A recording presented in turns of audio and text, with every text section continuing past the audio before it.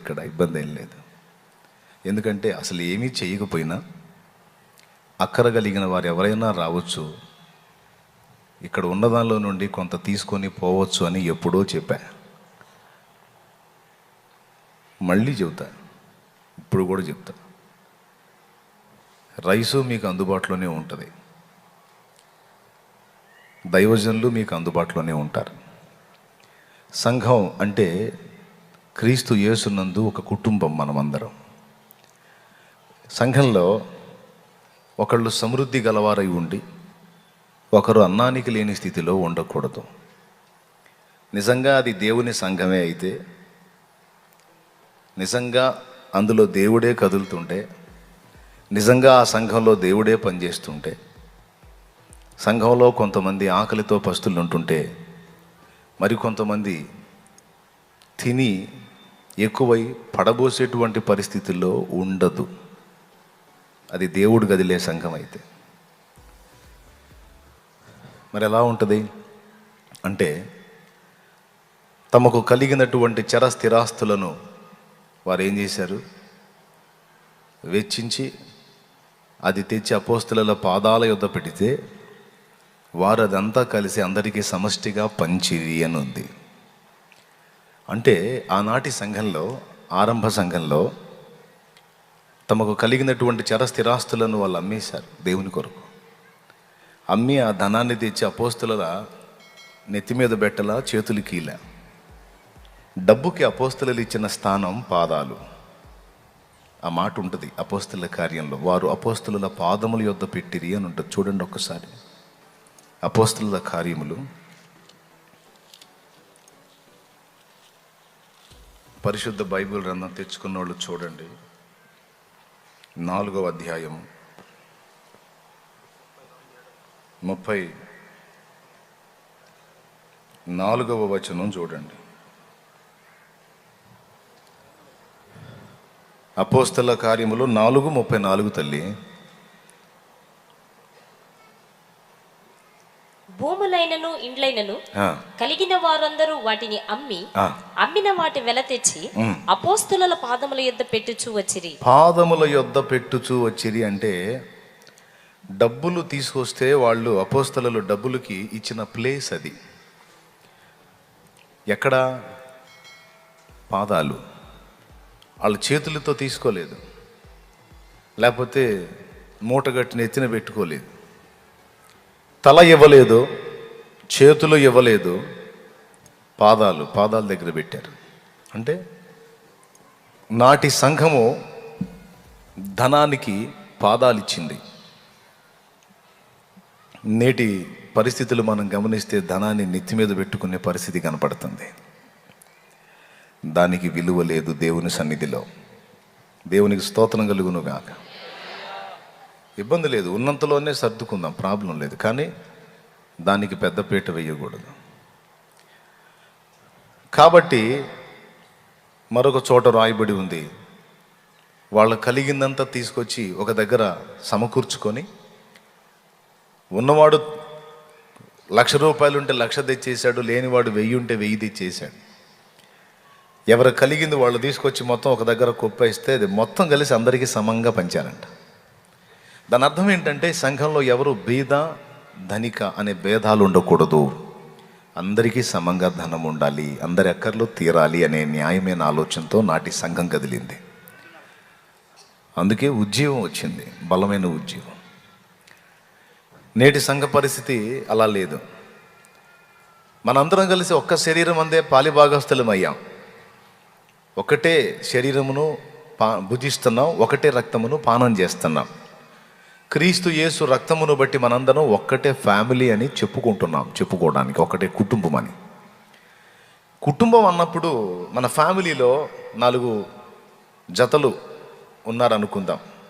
మన కుటుంబం పెద్దది, అమ్మ, నాన్న, 4 అన్నదమ్ములు, 4 కుటుంబాలు.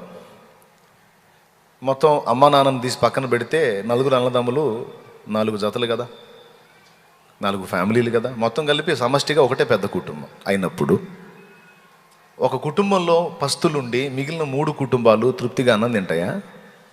పెద్దగా చెప్పండి. అవసరమైతే రే ఆ చిన్నోడికి ఏందో లేదంట, ఇంట్లో లేదంట అని అందరూ మాట్లాడుకొని తలా ఇంత వేసుకొని ఆ చిన్నాడిని కూడా పోషిస్తారు. అది ఫ్యామిలీ. ఆడెట సస్తే మనకి ఎందుకురా అంటే అది కుటుంబం కాదు. అవునా? రైట్. కుటుంబం అంటే రీజన్ ఇది. చూస్తూ ఉండలేము. ఈరోజు సంఘము అనే అతిపెద్ద కుటుంబాన్ని మనం కలిగి ఉన్నాం. ఈ సంఘంలో చాలామంది విశ్వాసులు ఉన్నారు, కొంతమంది యథార్థవంతులు ఉన్నారు.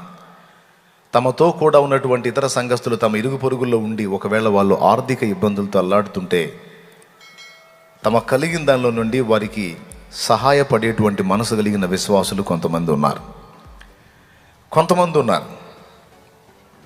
ఆదివారం వస్తారు, అందరూ కలిసి ఆరాధిస్తారు, అందరూ కలిసి ఒకటే బల్లలో పాలు పంపులు పొందుతారు. అన్ని మామూలే. కానీ తనతో కూడా సహవాసానికి వచ్చి సహవాసంలో కలిసి తన ప్రక్కనే జీవిస్తున్న వ్యక్తి కుటుంబంలో లేమి కలిగి ఇబ్బంది పడుతుంటే వీళ్ళు మాత్రం తృప్తిగా తిని ఆడెట్ట సస్తే మనకెందుకులే అనుకొని బతికేస్తుంటారు కొంతమంది. నేను చెప్తున్నా, వీళ్ళు క్రీస్తు శరీరంలో అవయవాలు కాదు. పేరుకే క్రైస్తవులు, పేరుకే దేవుని పిల్లలు, కానీ వీళ్ళ దగ్గర దేవుని ప్రేమ లేదు. నిజంగా మనం క్రీస్తు యేసు సంబంధం అయితే, మన దగ్గర నిజంగా ఆ దేవుని ప్రేమ ఉండే, ఆ ఐక్యత ఉంటే, మనం నిజంగా ఒక ఫ్యామిలీలా ఫీల్ అయితే, నీకు దేవుడు సమృద్ధి ఇచ్చి ఉంటే, నీ కళ్ళ ముందు దేవుని బిడ్డ ఉండి లేమిగల ఎవరిని కూడా దాటిపోలేవు. తప్పకుండా నువ్వు సహాయపడతావు. ఒకవేళ నీ చేత కాలేదనుకో, మనందరం ఫ్యామిలీగా ప్రతి ఆదివారం గ్యాదర్ అయి మనం కలిగిన దానిలో నుండి కొంత దేవుని సన్నిధిలో ఇస్తున్నాంగా, కానుక రూపంలోనో ఏదో రకంగా. కాబట్టి వాడినంత వరకు ఖర్చులకు వాడినా ఎంతో కొంత శేషం తప్పకుండా దేవుని కృపలో దేవుడు ఇక్కడ భద్రపరుస్తాడు. నీకోసమే.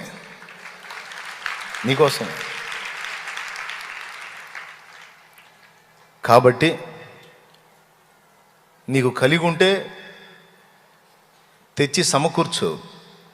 నీకు లేదా అట్లయితే నిరభ్యంతరంగా వచ్చి నీ పరిస్థితి ఆత్మీయులకు చెప్పుకొని చక్కగా నీ కనీసం కొన్ని రోజులు ఇబ్బంది లేకుండా నడుపుకునేదానికి సన్నిధిలో ఎప్పుడూ ఆహారం ఉంటుంది. నువ్వు ప్రిస్టేజీలకు పోయి ఫీలింగులు ఇచ్చి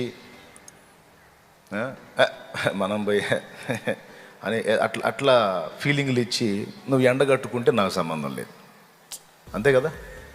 నేను ఇదిగో నీ కొరకు ఉంది అని చెప్పా, మర్యాదకు వచ్చి తీసుకెళ్ళాలా. లేకపోతే ఓవర్ యాక్షన్ చేసి అన్నావు అనుకో, నీకేంటిది, ఇంట్లో వాళ్ళకు కూడా ఏంటి కడుపు.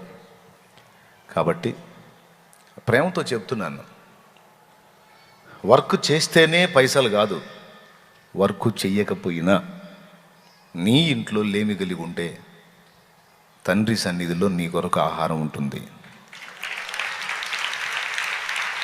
1000 రూపాయలు నీకు ఇవ్వలేకపోవచ్చు, కనీసం 10-15 రోజులకి నువ్వు నీ భార్య బిడ్డలు పస్తులు ఉండకుండా నీకు ఆహారం దొరికింది. ఒకవేళ నువ్వు భర్త లేని విధవరాలైనటువంటి స్త్రీగా ఉంటే, నీకు ఏ విధమైన ఆదరణ లేకపోతే, నేను అది కూడా చెప్తున్నా, నువ్వు ఏ వ్యభిచార పాపం చేసో లేకపోతే ఇంకొక రకంగా చేసో బిడ్డల్ని బతికించుకోవాలి అనే ఆలోచన చేయొద్దు. సన్నిధిలో నుండి నీకు ఆహారం ఉంటుంది. నిరభ్యంతరంగా వచ్చి అన్నా నాకు ఆహారానికి లేదు అని చెప్తే, ఇక్కడున్న ఏ దైవజనుడైనా లాకేతం ఇస్తే వెళ్ళే దా కొమ్మ ఇస్తే దూ అనే వాడాడంటే వాడే చెప్పుకోవాలి దేవుడికి లెక్క. ఖచ్చితంగా లేదు పో అన్నాడంటే ఇంకా వాడు ఉన్నాడు అసలు ఇక్కడ. ఆఖరికి వాడు షాలేం రాజు అనేవాడైనా రాజీ లేదు అందులో. నాకు భర్త లేడన్నా, నన్ను పోషించే మార్గం లేదు, నాకంత ఆహారానికి సహాయం చేయండి అన్న ఎవ్వరు, ఏ స్త్రీ అయినా, నాకు పిల్లలు లేరయ్యా, ఆదరణ లేదయ్యా, వృద్ధురాలనయ్యా, నాకు పోషణ లేదయ్యా అంటే లేదు అని చెప్పి పంపబడదు. ఎందుకంటే ఇది సంఘం.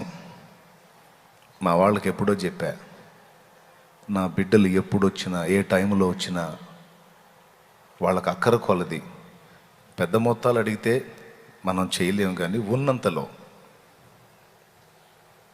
పురుషుడు ఉండి కుటుంబం ఉండి నా పని దొరకలేదంటే ఓ 15-20 రోజులకి మనం సరిపడా 15-20 రోజులు ఎక్కడో చోట పని దొరికింది, చక్రం నడుస్తుంది. అంతవరకు సరిపడా కొంత రైసు కొంత మనీ ఇచ్చి ఇది కూరకు వాడుకో, ఇది అన్నానికి వాడుకునైనా బిడ్డల్ని పస్తుంచని అంతవరకు మన చేతిలో పెట్టి పంపించవచ్చు, పంపించాలి అంతే. దేవునికి స్తోత్రం. విధవరాలయ్యి ఉండి ఏ ఆదరణ లేక, భర్త లేక, నీడ లేక బిడ్డల్ని పెట్టుకొని అన్నా అందనుకో, ఆమెకి 15-20 కాదు, నెల రోజులకి ఇవ్వాలి. చెల్లి ఇదిగో ఇవి పెట్టుకొని తిను తల్లి, ఏదన్నా దొరికితే అంత పని చేసుకోమ్మా, లేదా పర్వాలేదు ఇది తిను, అయిపోయిన తర్వాత మళ్ళీ కలవు. చాలా ఏమన్నా బాగా పైసలు వస్తున్నట్టున్నాయి, గట్టిగా చెబుతున్నాడు అని కొంతమందికి డౌట్ రావచ్చు. పైసలు చూసుకొని కాదు ఈ బిర్రు, ప్రభువుని చూసుకొని.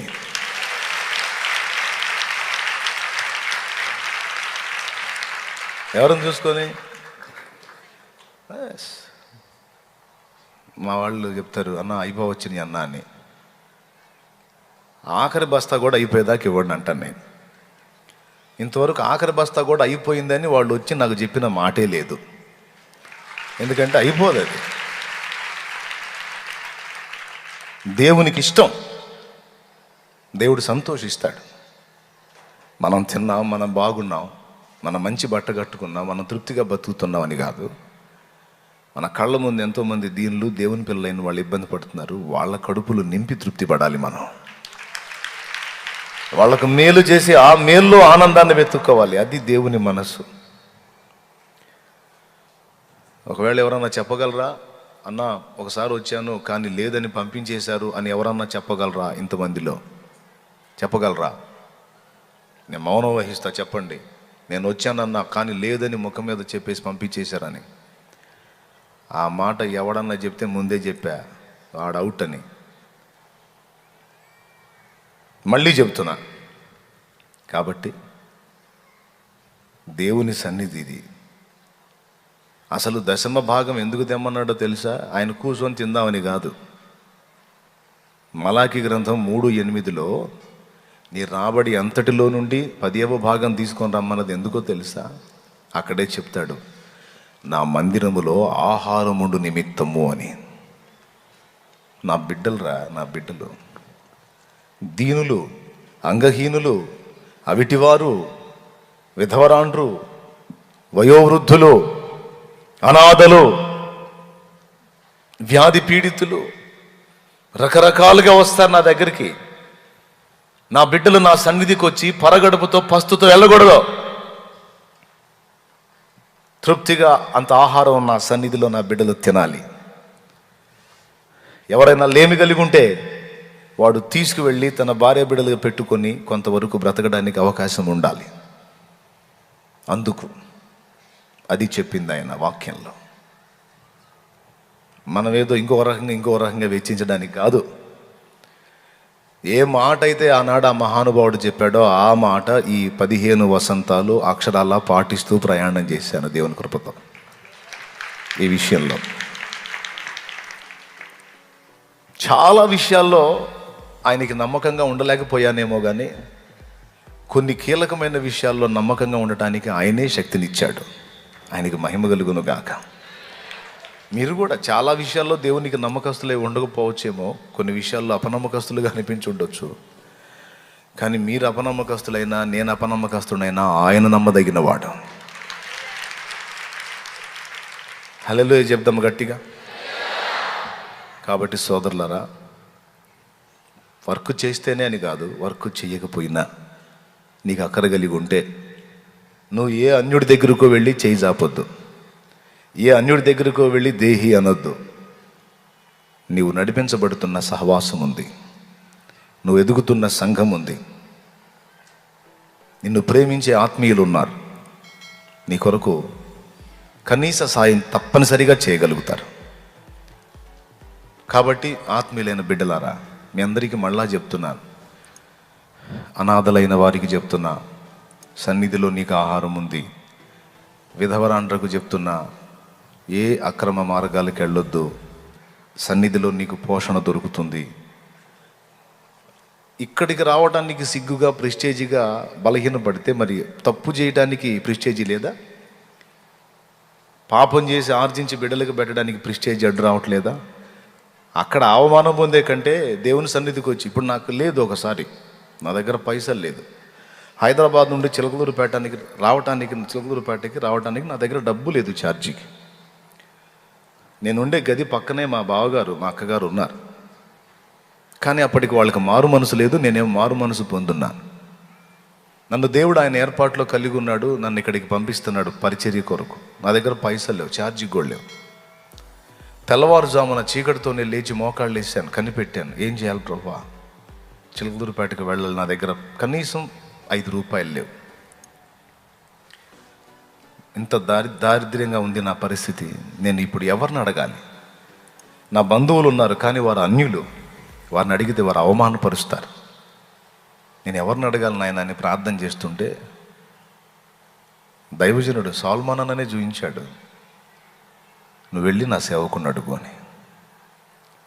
అప్పుడు లేచి వెళ్ళి ఛార్జీకి అడిగా, ఎక్కువ అడగల, న్యాయంగా నా అవసరత ఎంతో అంతే అడిగా.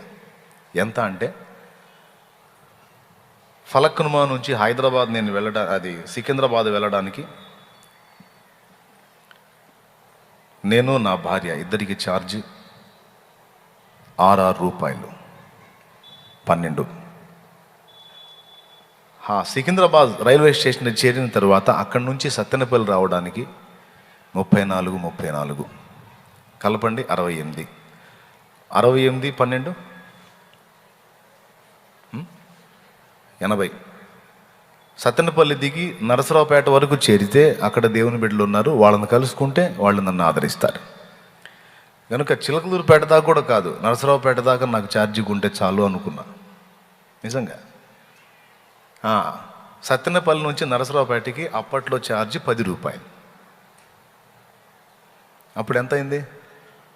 90 ఏంటి మీరు భలే లెక్కలు కడుతున్నారు, 100 అంతేనా? కరెక్ట్గా 100.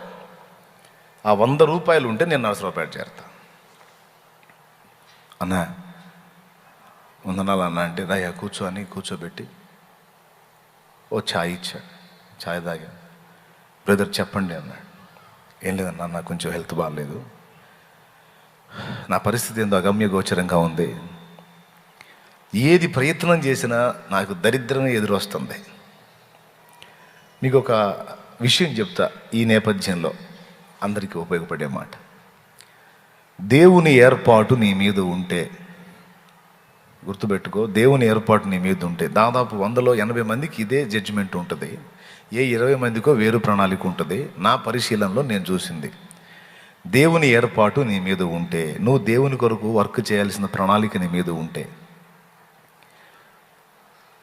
నీకు ఎప్పటికప్పటికే బండి దుల్లేటట్టు అనుమతిస్తాడు, కానీ ఒక స్థిరమైన ఉపాధిని నీకు ఇవ్వడు.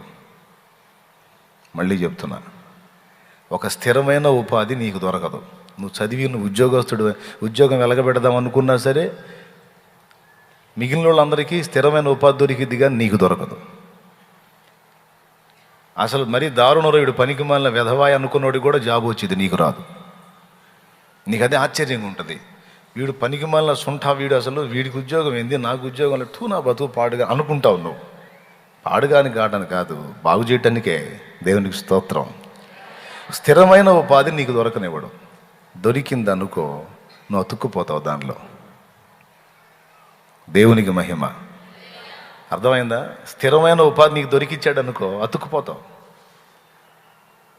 కొంతమందికి అనుమతిస్తాడు, స్థిరమైన ఉపాధి ఇచ్చి అందులోంచి త్యాగం చేసి బయటకు వచ్చేటట్టు చేస్తాడు. కొంతమంది అట్లా ఉన్నారు. కొంతమంది ఎన్ని ప్రయత్నాలు చేసినా వ్యాపారాలు పెడతారు, దెబ్బతింటుంటారు, ఇంకొకటి చేస్తుంటారు, న్యాయం జరగదు. చాలాసార్లు అనుకుంటారు, అసలు ఎందుకు నా బతుకు ఏందో, అసలు నా జీవితం ఏందో నాకు అర్థం కావట్లేదు, ఏదన్నా చేయని, ఎక్కడున్నామంటే ఇదిగో ఇక్కడే ఉన్న దరిద్రం ఎక్కువ వస్తుంది, ఎదురు వస్తుంది, ఏదన్నా చేయని, పలకరింపులు దానియే, ఏదేని దరిద్రానియే అని చాలామంది కూర్చొని ఏడుతుంటారు. ఎందుకు ప్రభువా నా మీద ఇంత పగబట్టావని. ఆయన అంటాడు, నీకు వినపడదులే, కాకపోతే లేదు లేదు బెట, నీకు పర్మనెంట్గా ఏదన్నా ఉపాధి ఇచ్చాను అనుకో, నువ్వు ఫిక్స్ అయిపోతావురా దానిలో. అందుకని నీవు నా పని చేయాలి, నీ మీద నా ఏర్పాటు ఉంది కనుక ఎప్పటికప్పుడే నీకు దొరుకుతుంది అంతే. హల్లెలూయా. ఎంతమందికి అర్థమైందో?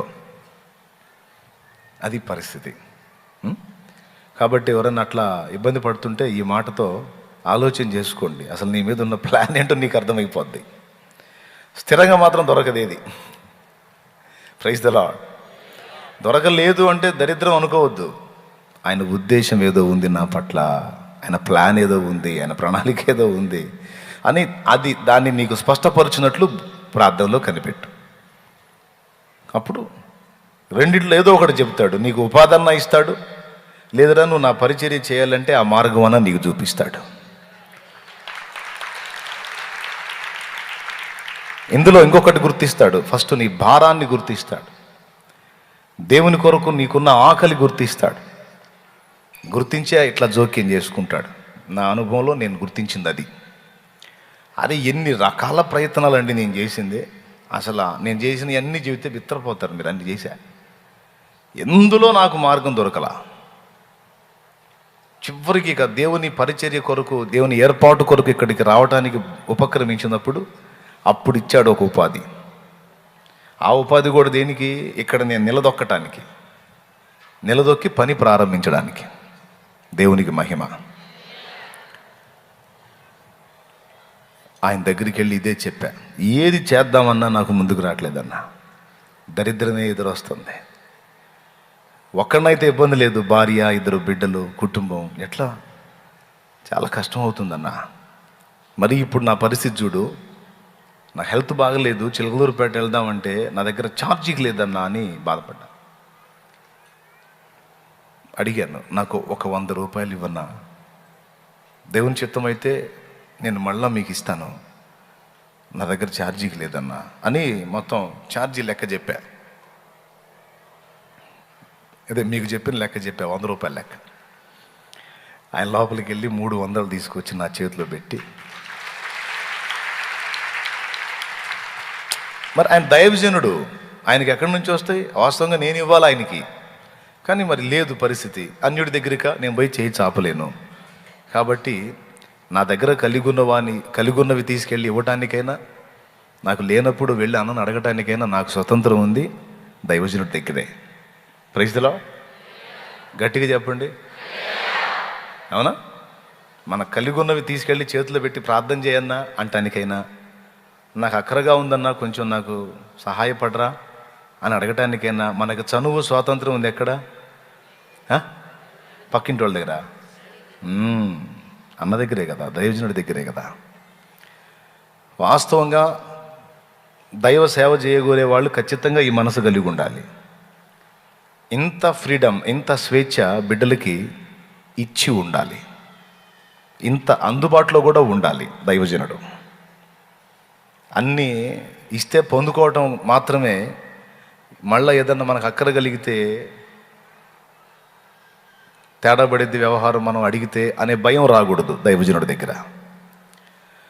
కాబట్టి ఆయన నాకు అలాగ ఇచ్చి నా మీద చేతులుంచి ప్రార్థన చేసి, బ్రదర్, దేవుడు నిన్ను ఏదో సమస్యను కల్పించినట్టు తీసుకెళ్తున్నాడు, కానీ నిజంగా సమస్య కోసం కాదు. దేవుడు నిన్ను అక్కడ వాడుకోవడానికి తీసుకెళ్తున్నాడు, దేవుడు నీ చేత అక్కడ పరిచర్య చేయిస్తాడు, వెళ్ళు అని ప్రార్థన చేశాను.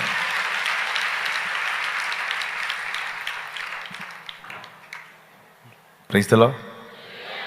కాబట్టి మనకి ఏదైనా మన కుటుంబ సభ్యుల తర్వాత సహజంగా మనం ఫస్ట్ ఫ్యామిలీ మెంబర్స్ని వెతుక్కుంటాం. కొంతమంది అయితే ఆత్మీయ నాయకుడు ఇంకా సమీపంగా ఉంటే ఫ్యామిలీని కూడా పక్కన పెట్టి ముందు అన్న అనుకుంటూ వస్తారు. ఏ బాధ వచ్చినా అన్న ఎక్కడ ఉన్నాడు, అన్న కావాలనుకుంటూ వస్తారు. అన్న అందరికీ అందుబాటులో ఉంటాడు కనుక మరో కొంతమంది అన్నలను ఏర్పాటు చేశాడు. ఎందుకు ఈ అన్నలో? కేవలం మీకోసమే, కేవలం మీకోసమే, ఉపచారం కోసం, మీకు మేలు చేయటం కోసం, మీ సమస్యలు విని మీకోసం ప్రార్థన చేయటం కోసం. అంతేకాదు మీకు అక్కరగా ఏదన్నా ఉంటే మేము తీర్చగల స్థాయిలో తప్పకుండా తీర్చడం కోసం.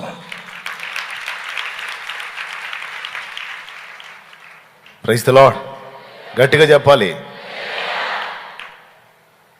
కాబట్టి ఇది మీరు మళ్ళీ మళ్ళీ గుర్తుపెట్టుకోండి. తప్పనిసరిగా మీరు అక్కర కలిగి ఉంటే ఇది నీ ఫ్యామిలీ, నువ్వు పొందొచ్చు. ఓకే.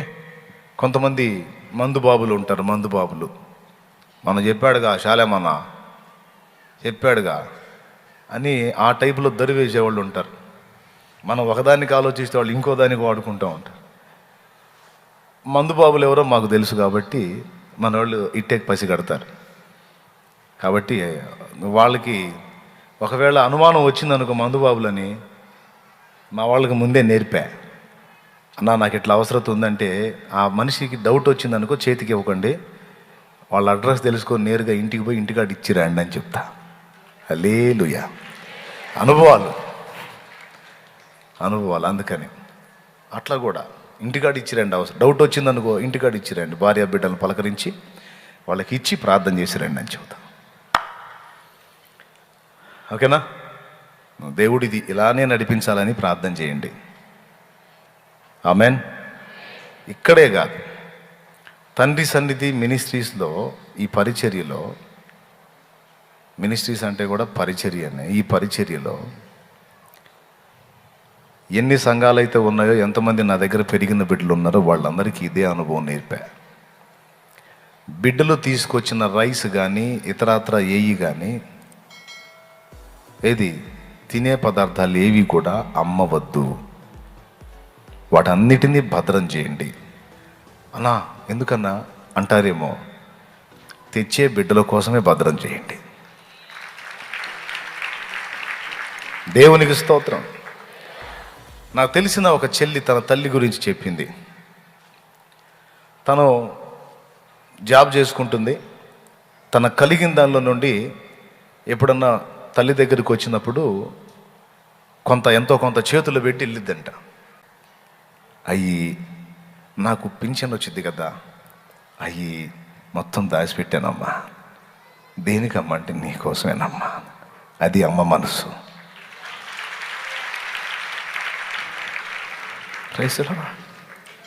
దైవజనుడు అంటే అమ్మ, దైవజనుడు అంటే నాన్న, దైవజనుడు అంటే అన్న. చేసుకోలేడా? యేసు ప్రభు 5 రొట్టెలు 2 చేపలు అన్ని వేల మందికి ఆహారంగా చేసిన దేవుడు రాళ్ళను రొట్టెలుగా చేయలేడా? చెయ్యగలడు. కానీ తన కోసం ఆ అద్భుతాన్ని వాడుకోలా, తన బిడ్డల కోసం వాడాడు. Praise the lord. ఇది ఒక ఆత్మీయ నాయకుని కొలత. తండ్రి సన్నిధి అనే ఆ నేమ్తో పరిచర్య చేసే ఏ సేవకుడైనా తన యొద్దకు గ్యాదర్ అయ్యేటువంటి మంద సమకూర్చేటువంటి సమస్తము కూడా భద్రపరిచి తన కుటుంబం కొరకు న్యాయంగా ఎంతవరకు యుక్తమో అంతవరకు వాడుకొని మిగిలినంతా కూడా భద్రం చేసి ఆ బిడ్డలకే తిరిగి ఏదో ఒక రూపేణ అందేటట్టు వారికి వసతులు ఏర్పరచడానికో, లేకపోతే వారికి సహాయపడటానికో, వారి ఆకలి తీర్చడానికో. దేవుని మహాకృపను బట్టి మొన్న లాక్డౌన్లో, అంతకుముందు మీటింగ్స్కి, ఫిబ్రవరి మీటింగ్స్ అయిపోయినాయి, లాక్డౌన్ స్టార్ట్ అయింది కదా. ఫిబ్రవరిలో మీటింగ్స్ అయిపోయినాయి, మార్చి 22 నుంచి లాక్డౌన్.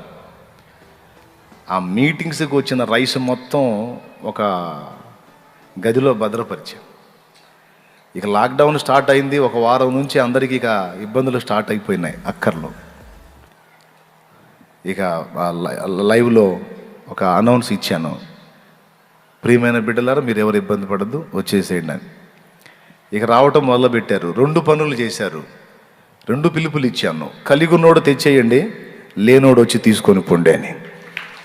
హల్లెలూయా. కలిగున్నోడు తెచ్చేయండి, లేనోడు సిగ్గు గిగ్గు పక్కన పెట్టి తీసుకెళ్ళి తినండి, లేకపోతే కరువు కాలంలో తేడా పడతారు. అందుకే ఆ పాట పాడుకుంది. లోకమంతటిని ముంచెత్తినా తెగులు చేతిలో పడనీయక, లోకమంతటిని ముంచెత్తినా తెగులు చేతిలో పడనీయక, పనిపాటులేవి లేకున్నను కరువనే తీరానీయక, అనుకూల స్థితిలో తిను దాని కంటే ప్రతికూల స్థితిలో సమృద్ధినిచ్చావు, అనుకూల స్థితిలో తినుదానికంటే ప్రతికూల స్థితిలో సమృద్ధినిచ్చావు. నీకే స్తోత్రమయా ప్రియమైన యేసయ్యా, నీకే స్తోత్రమయా ప్రియమైన యేసయ్యా. ప్రభువా హితవత్సరం మాకు ఇచ్చావయ్యా, విడుదల సంవత్సరం ప్రకటించి నిన్ను విడువనని ఎడబాయనని, నిన్ను విడువనని ఎడబాయనని ఆశీర్వదించావయ్యా. హల్లెలూయా. ప్రభువా హితవత్సరం మాకు ఇచ్చావయ్యా. దేవునికి మహిమ. కాబట్టి ఇదంతా ఎందుకు మొదలు పెట్టానంటే మేస్త్రీల దగ్గర మొదలు పెట్టా, గుర్తుంది నాకు. ఓకే, అంటే ఒక్కసారి మళ్ళా చెప్తున్నా, మనం ప్రయాణం చేస్తున్న పద్ధతి ఏంటనేది చెప్తున్నా. మీరు దేవుని బిడ్డలు, మీకుండి మీ ప్రక్క వారికి లేమి కలిగి ఉంటే, దేవుని బిడ్డలనే కాదు అన్యుడైనా సరే ఖచ్చితంగా నువ్వు సాయం చేయి, అప్పుడే నువ్వు దేవుని బిడ్డవి. క్రీస్తు సంఘం ఒక శరీరం అని చెప్పా కదా. ఈ శరీరంలో ఇప్పటిదాకా నేను చెప్పినటువంటిది ఏదో మామూలు విషయం కాదు, ఉపకారము చేయుట అనే పరిచర్యకు సంబంధించినటువంటి విషయం. కొందరు ఉపకారములు చేయువారు, కొందరు అపోస్తలులు, కొందరు బోధకులు, కొందరు నానావిధ భాషలు మాట్లాడువారు, స్వస్థపరచు కృపావరములు గలవారు, పై విచారణ చేయువారు, ఉపకారములు చేయువారు అనే నానావిధ పరిచర్యలు ఉన్నాయి. ఇది 1 కొరింథీ పత్రిక 12వ అధ్యాయము. తొందరగా బైబిల్ ఉన్నోళ్ళు తీయండి. నేను చెప్పినటువంటి విషయాలన్నిటికీ కూడా లేఖనాధారం చూడండి. 28వ వచనం నుంచి చదువు తల్లి. మరియు దేవుడు సంఘములో మొదట కొందరిని అపోస్తలుగాను పిమ్మట 27 చదివితే, అటువలే మీరు క్రీస్తు యొక్క శరీరమై ఉండి వేరువేరుగా అవయవములై ఉన్నారు. మరియు దేవుడు సంఘములో కొందరిని అపోస్తలుగాను పిమ్మట కొందరిని ప్రవక్తలను గాను పిమ్మట కొందరిని బోధకులు గాను అటు పిమ్మట కొందరిని అద్భుతములు చేయువారిని గాను తరువాత కొందరిని స్వస్థపరచు కృపావరములు గలవారిని గాను కొందరిని ఉపకారములు చేయువారిని గాను కొందరిని ప్రభుత్వములు చేయువారిని గాను కొందరిని నానా భాషలు మాట్లాడు వారిని నియమించెను. ఉపకారములు చేయువారిని గాను అన్నాడు. ఇప్పటిదాకా నేను చెప్పినటువంటి ఈ అరగంట సందేశం ఉపకారము చేయుట అనే పరిచర్యకు సంబంధించింది. దేవుని సంబంధులు, క్రీస్తు యేసు శరీరములో అంగములుగా ఉన్న ప్రతి ఒక్కరూ ఈ పరిచర్యను కూడా దృష్టిలో పెట్టుకోవాలి. ఆత్మకు జస్ట్ సువార్త చెప్తాను అనే మాటే కాదు, అక్కర కలిగిన వారికి నాకున్న దానిలో సహాయపడి వారిని ఆదుకొని వారికి ఉపకారము చేసి దేవుని ప్రేమ చూపించి ఆత్మలను నేను క్రీస్తు కొరకు సంపాదిస్తాను. దేవునికి స్తోత్రం. హల్లెలూయా. కొంతమంది దేవుని ప్రేమ చూపించడానికి ఇష్టపడరు, జస్ట్ మాటలు చెప్పి పని కావాలని చూస్తారు, అవతల వాళ్ళ జీవితాల్లో కార్యాలు జరగాలని చూస్తాను. ప్రేమ క్రియాత్మకం కాకపోతే, దేవుని ప్రేమను అన్యజనులకు రుచి చూపించకపోతే వారు దేవుని వైపు తిరుగుట ప్రశ్నార్థకమే. దీన్నే ఉటంకిస్తూ దేవుని బిడ్డలకైనా అన్యులకైనా ఉపకారం చేసే పరిచర్య మనం నిర్లక్ష్యం చేయకూడదు. హెబ్రీ పత్రిక 13వ అధ్యాయంలో 16వ వచనం ఒక్కసారి చూడండి త్వరగా. ఉపకారమును ధర్మమును చేయ మరచిపోకుడి. ఉపకారమును ధర్మమును చేయ మరచిపోకుడి. అట్టి యాగములు, ఇక్కడ ఉండేటువంటి దైవ జనాంగానికి, ఇక్కడ తర్వాత అయినా ఉండే వాళ్ళందరికీ మళ్ళీ చెప్తున్నాను తమ్ముళ్ళు, ఇది దేవునికి ఇష్టమైనది అని ముందే చెప్పాను, గుర్తుందా? యేసయ్య చాలా సంతోషిస్తాడు ఇట్లా చేస్తే అని. ఆ మాట ముందు చెప్పి ఇదిగో రిఫరెన్స్ చూపిస్తున్నా దేవుని కృపలో. యేసయ్య సంతోషిస్తాడు. ఇక్కడున్న తమ్ముళ్ళకి మళ్ళీ చెప్తున్నాను, ఎప్పుడైనా ఎవరైనా అక్కర కలిగి దేవుని సన్నిధికి వస్తే లేదు పో అని కానీ, తృణీకరించి కానీ, అమర్యాదగా కానీ ఎప్పుడూ చెయ్యొద్దు. దాన్ని బట్టి దేవుడు దుఃఖపడతాడు. తెలుసా, కొన్నిసార్లు దీనులైన బిడ్డల్ని, మంచోడైనా చెడ్డోడైనా ఆయన బిడ్డే కదా, దీనులైన బిడ్డల్ని, దిక్కులేని బిడ్డల్ని, అనాథలైన బిడ్డల్ని, ఆదరణ లేని బిడ్డల్ని, దిక్కులేని వాళ్ళకి ఎవరు దిక్కు అంటారు? ఏ రోడ్డు పక్కనో ఎక్కడో పడి ఉండి అయ్యా నా పరిస్థితి ఏంటయ్యా అనేటువంటి అభాగ్యులని యేసయ్యట ఆయన చేత్తో పట్టుకుంటాడట. చేత్తో పట్టుకొని ఆలోచన చేస్తాడట. చుట్టూ ఆలోచన చేసి, ఇప్పుడు ఈ బిడ్డని నేను ఏ వ్యక్తి దగ్గరికి చేరిస్తే, ఏ ఇంట దగ్గరికి చేరిస్తే, ఏ సన్నిధి దగ్గరికి చేరిస్తే పట్టెడు అన్నం పెట్టి ఈ ప్రాణాన్ని బలపరచగలుగుతారు, ఆదరణకరమైన మాటలు చెప్పి ఈ బిడ్డను ఓదార్చగలుగుతారు? ఎవరు ఇప్పుడు ఈ బిడ్డను కాపాడగల వాళ్ళు అని ఆ అభాగ్యుడు లేదా అభాగ్యురాలైన బిడ్డను చేతపట్టుకొని చుట్టూ గమనిస్తాడట. ఆ గమనించే దేనికో తెలుసా? నా మనసు కలిగిన బిడ్డలు ఎవరున్నారు అని వెతుక్కుంటాడట. వెతుక్కొని ఫలానా ప్రాంతంలో, ఫలానా వీధిలో, ఫలానా ఇంట్లో ఆ మనసు కలిగిన బిడ్డ ఉందనుకో, ఏదో ఒక విధంగా ఈ మనిషిని అక్కడికి చేరేస్తాడట. ఆ మనిషి కంట ఈ వ్యక్తి పడేటట్టు చేస్తాడు. విషయం ఏంటంటే, ఆ మనిషి పక్కన యేసయ్య కూడా ఉంటాడు. ఆయన కనపడ్డు, ఈ మనిషి కనపడతాడు. ఒకవేళ సంఘానికి, ఒక మందిరానికి, ఒక పరిచర్య జరిగే స్థలానికి తేవాలనుకున్నాడు అనుకో, ఎక్కడికి తెస్తాడో తెలుసా? ఎక్కడికి తీసుకెళితే ఈ బిడ్డకు అంత ఆశ్రయం దొరుకుతుంది, అంత అన్నం దొరుకుతుంది, అంత ఆధారం దొరుకుతుంది అనేది ఆ బిడ్డ దగ్గర నిలబడి వెతుక్కుంటాడు. ఫలానా దగ్గర నా మనసు ఉంది, నా బిడ్డలు ఈ బిడ్డని ప్రేమించి ఆదరించగలుగుతారు అనుకుంటే అలా చేయబట్టుకొని తీసుకొచ్చి ఆ మందిరం ముందు నిలబెడతాడు. పక్కన యేసయ్య ఉంటాడు, ఈ మనిషి మాత్రమే కనపడతాడు. కొందరు ఏమంటారు, ఇక్కడ అవకాశం లేదు, పో పో పో, ఆదివారం శుక్రవారమే, ఇప్పుడు విడిగా లేదు, పో పో, లేదు పో పో పో. అప్పుడు ఆ వచ్చిన వ్యక్తులు వెనక్కి వెళ్ళిపోతా ఉంటే ఈ అన్నవాడికి తెలియదు ఆ వ్యక్తి పక్కన యేసయ్య కూడా మౌనంగా వెనుదిరిగాడని. Praise the lord. అందుకే అందరి దగ్గరికి పోడు, అన్ని ప్రాంతాల దగ్గరికి పోడు, అన్ని మందిరాల దగ్గరికి పోడు. తన మాట చెప్పటమే కాదు, తన ప్రేమ ఎవడు చూపుతాడో ఆయన గుర్తు తెలుసు ఆయనకి.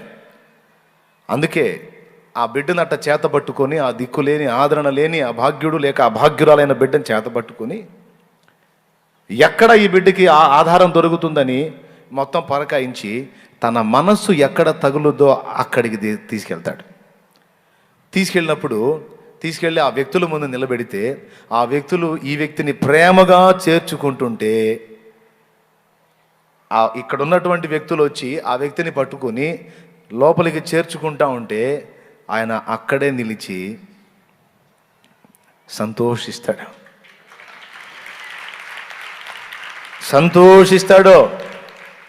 సంతోషించి ఆ వ్యక్తితో పాటు ఆ ప్రదేశంలోకి యేసయ్య కూడా వచ్చేస్తాడు. వచ్చి ఒట్టికి వెళ్తాడండి. ఒట్టికి వెళ్తాడా? ఆకలి కొని ఉన్న నా బిడ్డకి ఆహారం ఎక్కడ దొరుకుతుందా అని వెతికినందున ఇదిగో ఇక్కడ కనపడింది, ఇక్కడ నా బిడ్డలు ఉన్నారు, నా మనసు పనిచేస్తుంది గనుక ఇక్కడికి చేర్చాను, నా బిడ్డని మీరు చేర్చుకున్నారు అని ఇంకా ఆశీర్వదించుకుని ఉంటాడా? ఆ బిడ్డను అప్పచెప్పి ఆయన 2 అడుగులు వేస్తూ చేతులెత్తి ఆశీర్వదించి వెళ్తాడు. నీ యొద్ద ఎప్పుడు సమృద్ధి నివసించుగాక, ఎల్లప్పుడు నీవు అనేకులకు ఇలాగనే సేవ చేయుదువుగాక, అనేకులకు ఎప్పుడు నీవు తోడ్పాటును అందించినట్లు నీ ఇంట సర్వ సమృద్ధి నివసించుగాక అని పలికాడనుకో, ఇక నువ్వు ఎంత తీసినా తరగదు. అదే ప్రభు దుఃఖంతో వెనుదిరిగాడనుకో, నీ దరిద్రానికి ఇక అంతు ఉండదు. ఎంతమందికి అర్థమైంది? ఇది గుర్తుపెట్టుకోండి. ఎప్పుడు నా బిడ్డను ఎవరు చేరదీస్తారు, ఎవరు ఆదరిస్తారు? నీ ఇంటికి పంపిస్తాడు అవసరమైతే, చేర్చుకొని పట్టడి అన్నం పెట్టి, అంత వస్త్రం ఇచ్చి ఆదరించి దేవుని ప్రేమ చూపించే మనసు మనం కలిగి ఉండాలి. కొంతమంది శత్రుభావంతో వస్తారు, కొంతమంది దురాలోచనతో వస్తారు. కొంచెం వివేచించుకొని ఇది దేవుని సంబంధమైన ఏర్పాటు, దేవుడే పంపాడు, ఈ బిడ్డ నిజంగా వేదంలో ఉన్నారు అంటే చేరది, ఆదరించు, సపోర్ట్ చేయి. ఓకేనా? ఇది దేవుడు అప్పజెప్పిన పరిచర్యలలో ఒక విధమైన పరిచర్య. దీని పేరు ఉపకారము మరియు ధర్మము చేయుట. దీనికి 2 రిఫరెన్స్ల ఆధారం. ఒకటి 1 కొరింథీ పత్రిక 12:28 అయితే, రెండవది హెబ్రీ 13:16. ఈ 2 గుర్తుపెట్టుకోండి. ఇక క్రీస్తు సంఘము ఒక శరీరంతో పోల్చబడింది అన్నా కదా. ఇందులో మరొక ముఖ్యమైన విషయం మీకు నేను చెప్పాలి. అదేంటంటే, కాళ్ళు, చేతులు, తల, మెదడు, గుండె, కిడ్నీలు, లివర్, ఊపిరితిత్తులు ఇవన్నీ మొత్తం కలిపి మానవ శరీరం.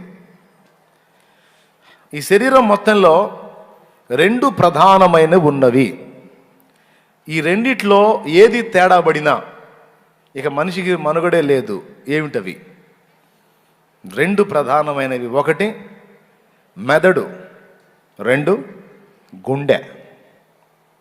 ఇప్పుడు 2 కళ్ళు లేకపోయినా మనిషి బతుకుతాడు, కాళ్ళు లేకపోయినా బతుకుతాడు, చేతులు లేకపోయినా బతుకుతాడు.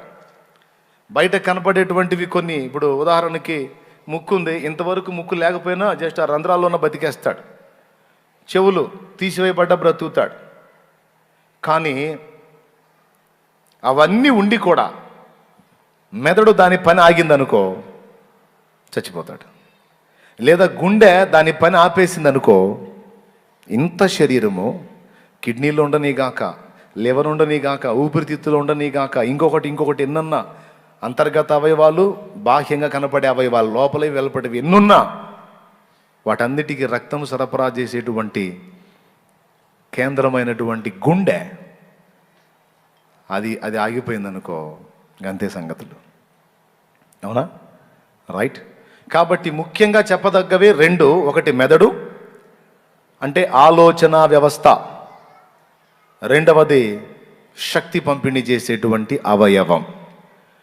సార్వత్రిక సంఘం మొత్తంలో ఈ గుండె పనిని గురించి చెప్పాలంటే దేంతో పోల్చొచ్చు అంటే, నేను ఊహించాను, ఇది విజ్ఞాపన చేసే పరిచర్యకు అద్భుతమైన తార్కాణంగా సూట్ అవుతుంది గుండె. సార్వత్రిక సంఘం మొత్తానికి క్షేమము కలుగునట్లు, సంఘమంతా కూడా దేవుని జీవంలో నిలిచి ఉండునట్లు, సంఘము క్షేమాభివృద్ధి పొందినట్లు రకరకాల పరిచర్యలు జరగాల్సిందే, కాదనేది కాదు. కానీ అన్నిటికంటే ముఖ్యముగా ఒక గుండె ఎలాగైతే పనిచేస్తుందో అలాగే సార్వత్రిక సంఘం మొత్తంలో విజ్ఞాపనకర్తల యొక్క పని ఉన్నది. విజ్ఞాపన ఎందుకు ఇది గుండె పరిచర్య అన్నాను నేనంటే, విజ్ఞాపన చేసే పరిచర్య. విజ్ఞాపన, ప్రార్థన ఒకటి కాదు. ప్రార్థన అనే దానిలో రకరకాల భాగాలు ఉన్నాయి. మీరు ఇంటికాడ నుంచి చర్చి కాడికి వచ్చేటప్పుడు ఎక్కడికి వెళ్తున్నారంటే ఏమంటారు? మీరు ప్రార్థనకి వెళ్తున్నాం అంటారు. ఒక మాట చెప్పండి, నిజంగా వచ్చిన దగ్గర నుండి ఇంటికి వెళ్ళిన దాకా ప్రార్థనే చేస్తారా? మరి ఇంటికాడ నుంచి వచ్చేటప్పుడు ఏమని చెప్పి వస్తున్నారు మీరు? తెలిసి చెబుతున్నారా, తెలియక చెబుతున్నారా? బాయ్ ఎక్కడికి వెళ్తున్నా అంటే ప్రార్థనకి, మా ఎక్కడికి వెళ్తున్నా అంటే ప్రార్థనకి. నువ్వు ప్రార్థనకి అని చెప్పి ఇక్కడికి వచ్చి ఏం చేస్తున్నావు? నువ్వు ప్రార్థన ఒక్కసారి అన్నా, ఒక కంప్లీట్గా ఒక వారం అన్నా, స్టార్టింగ్ నుంచి ముగింపు దాకా ప్రార్థన చేశారా? కాదు కదా. పాటలు పాడతాం, సాక్ష్యం ఇస్తాం, ప్రభు బలలో చేస్తాం, వాక్యం ఎక్కువగా వింటాం. ఇదంతా కలిపి మనం పెట్టుకున్న టైటిల్ ఏంటంటే ప్రార్థన. అంటే ప్రార్థన అనే ఒక సంయుక్త ఫలంలో ఇవన్నీ రకరకాల దినుసులు అన్నమాట, లేదా తొనలు అని చెప్పొచ్చు. ప్రార్థన అనేది ఒక సంయుక్త ఫలంగా మనం చూసుకుంటే ఒక బత్తాయి, మొత్తం పండంతా కలిపి బత్తాయి. పైన ఉన్నటువంటి కప్పేసినటువంటి ఆ భాగాన్ని మనం ఓపెన్ చేయగలిగితే, ఒక బత్తాయి పండునే ఓపెన్ చేస్తే 11-12 తొనలు మనకి భాగాలు వచ్చేస్తాయి. ఒకదానికొకటి సంబంధం ఉండదు, దేనికి దానికి సపరేట్గానే ఉంటాయి. అలాగే ప్రార్థన అనే దానిలో రకరకాల విభాగాలు ఉన్నాయి. ఇంట్రెస్ట్ ఉంటే గుర్తు రాసుకో. పాటలు పాడి దేవుణ్ణి స్తుతించుట ప్రార్థనలో ఒక భాగమే. దేవునికి స్తోత్రం. అర్థమైందా? ప్రభువుని గురించి సాక్ష్యం ఇచ్చుట ప్రార్థనలో ఒక భాగమే. 2, ప్రభువు యొక్క శరీర రక్తములలో చెయ్యి వేయుట ప్రార్థనలో ఒక భాగమే. మన కలిగిన దానిలో నుండి హృదయపూర్వకంగా దేవుని పని కొరకు సమర్పించుట ప్రార్థనలో ఒక భాగమే. ఎన్నైనా 4, దేవుడు అందించేటువంటి ఉపదేశము మనం వినుట కూడా ప్రార్థనలో ఒక భాగమే. 5 స్తోత్రం చెప్పండి. ఎందుకంటే నీకు తెలియక ఒక మాట చెప్పొస్తున్నావు, ఎక్కడికి వెళ్తున్నావు అంటే ప్రార్థనకి అంటాం. కానీ పర్టికులర్గా మనం గమనిస్తే కనీసం ఒక అరగంట కూడా మనం ప్రార్థన చేసినట్టు కనపడదు. ఏమంటారు? కానీ మనం ఏం చెబుతున్నాం అంటే తప్పు చెప్తున్నామా? కాదు, రైటే, ప్రార్థనకే. ప్రార్థన అంటే దేవునితో గడుపుట. సింపుల్గా నా భాషలో చెప్పాలంటే ప్రార్థన అంటే దేవునితో గడుపుట. నువ్వు అక్కడ ఎలా గడుపుతున్నావు? పాడుతున్నావా, సాక్ష్యం ఇస్తున్నావా, ప్రకటిస్తున్నావా, వింటున్నావా, నీ కలిగింది సమర్పిస్తున్నావా, ఏదైనా కావచ్చు. మొత్తం మీద నువ్వైతే ప్రార్థనకి వెళ్తున్నాను అని ప్రభువుతో సహవసించడానికి వెళ్తున్నావు. అక్కడ జరిగే ప్రక్రియలు ఏవైనా కావచ్చు, మూలమైతే నువ్వు దేవుడు, ఇద్దరు కలిసి ఉండేటువంటి ఘట్టం అది. నిజంగా అర్థమయ్యే చప్పట్లు కొట్టారా, లేకపోతే నేను ముగించాను కాబట్టి చప్పట్లు కొట్టారా? అర్థమైందా? అది. ఇకపోతే ఈ ప్రార్థనలోనే విజ్ఞాపన అనేది ఒకటి సపరేట్, యాచన అనేది ఒకటి ప్రత్యేకం, కృతజ్ఞతాస్తుతులు అనేది ఒకటి ప్రత్యేకం.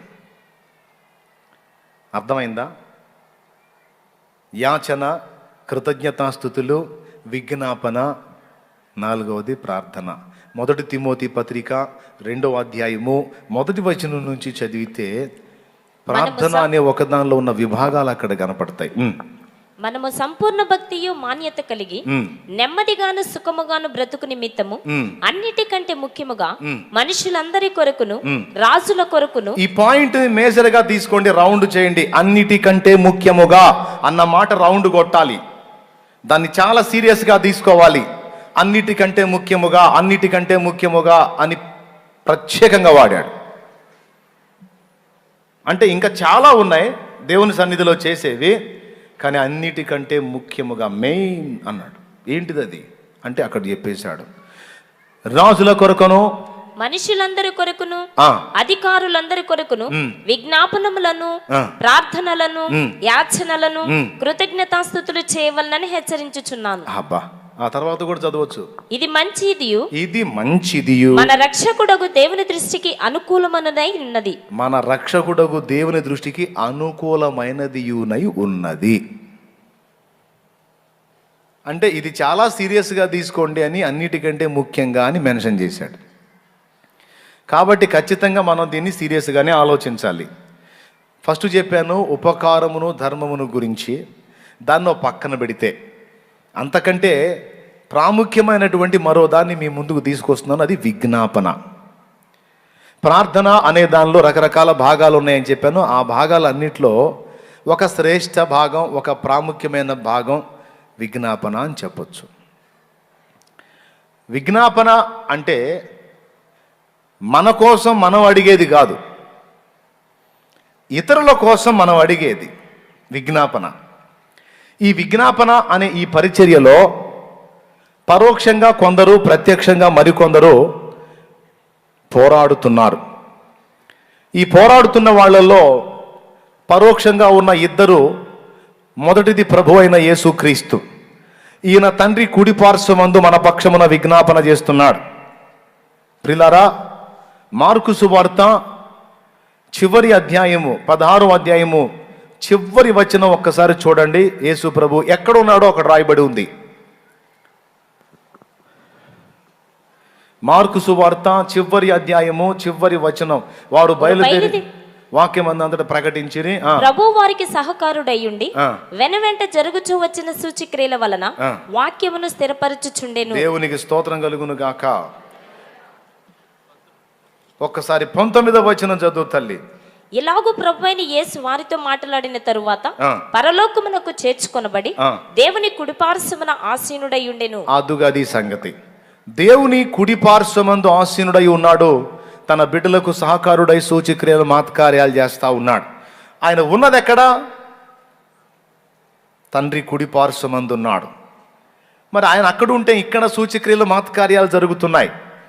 ఎవరు చేస్తున్నారంటే ప్రభువే వారికి సహకారుడై ఉన్నాడు అని ఉంది.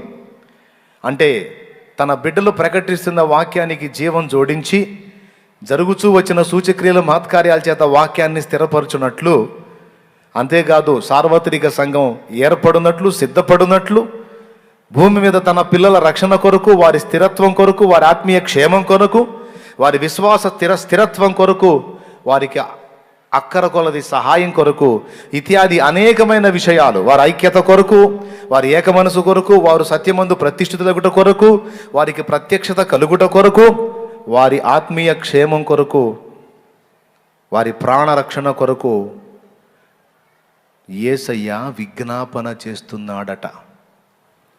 ఇది రోమాపత్రిక 8వ అధ్యాయం 34వ వచనం సాక్ష్యం ఇస్తుంది. త్వరగా శిక్ష విధించు వాడెవడు? చనిపోయిన క్రీస్తు యేసే.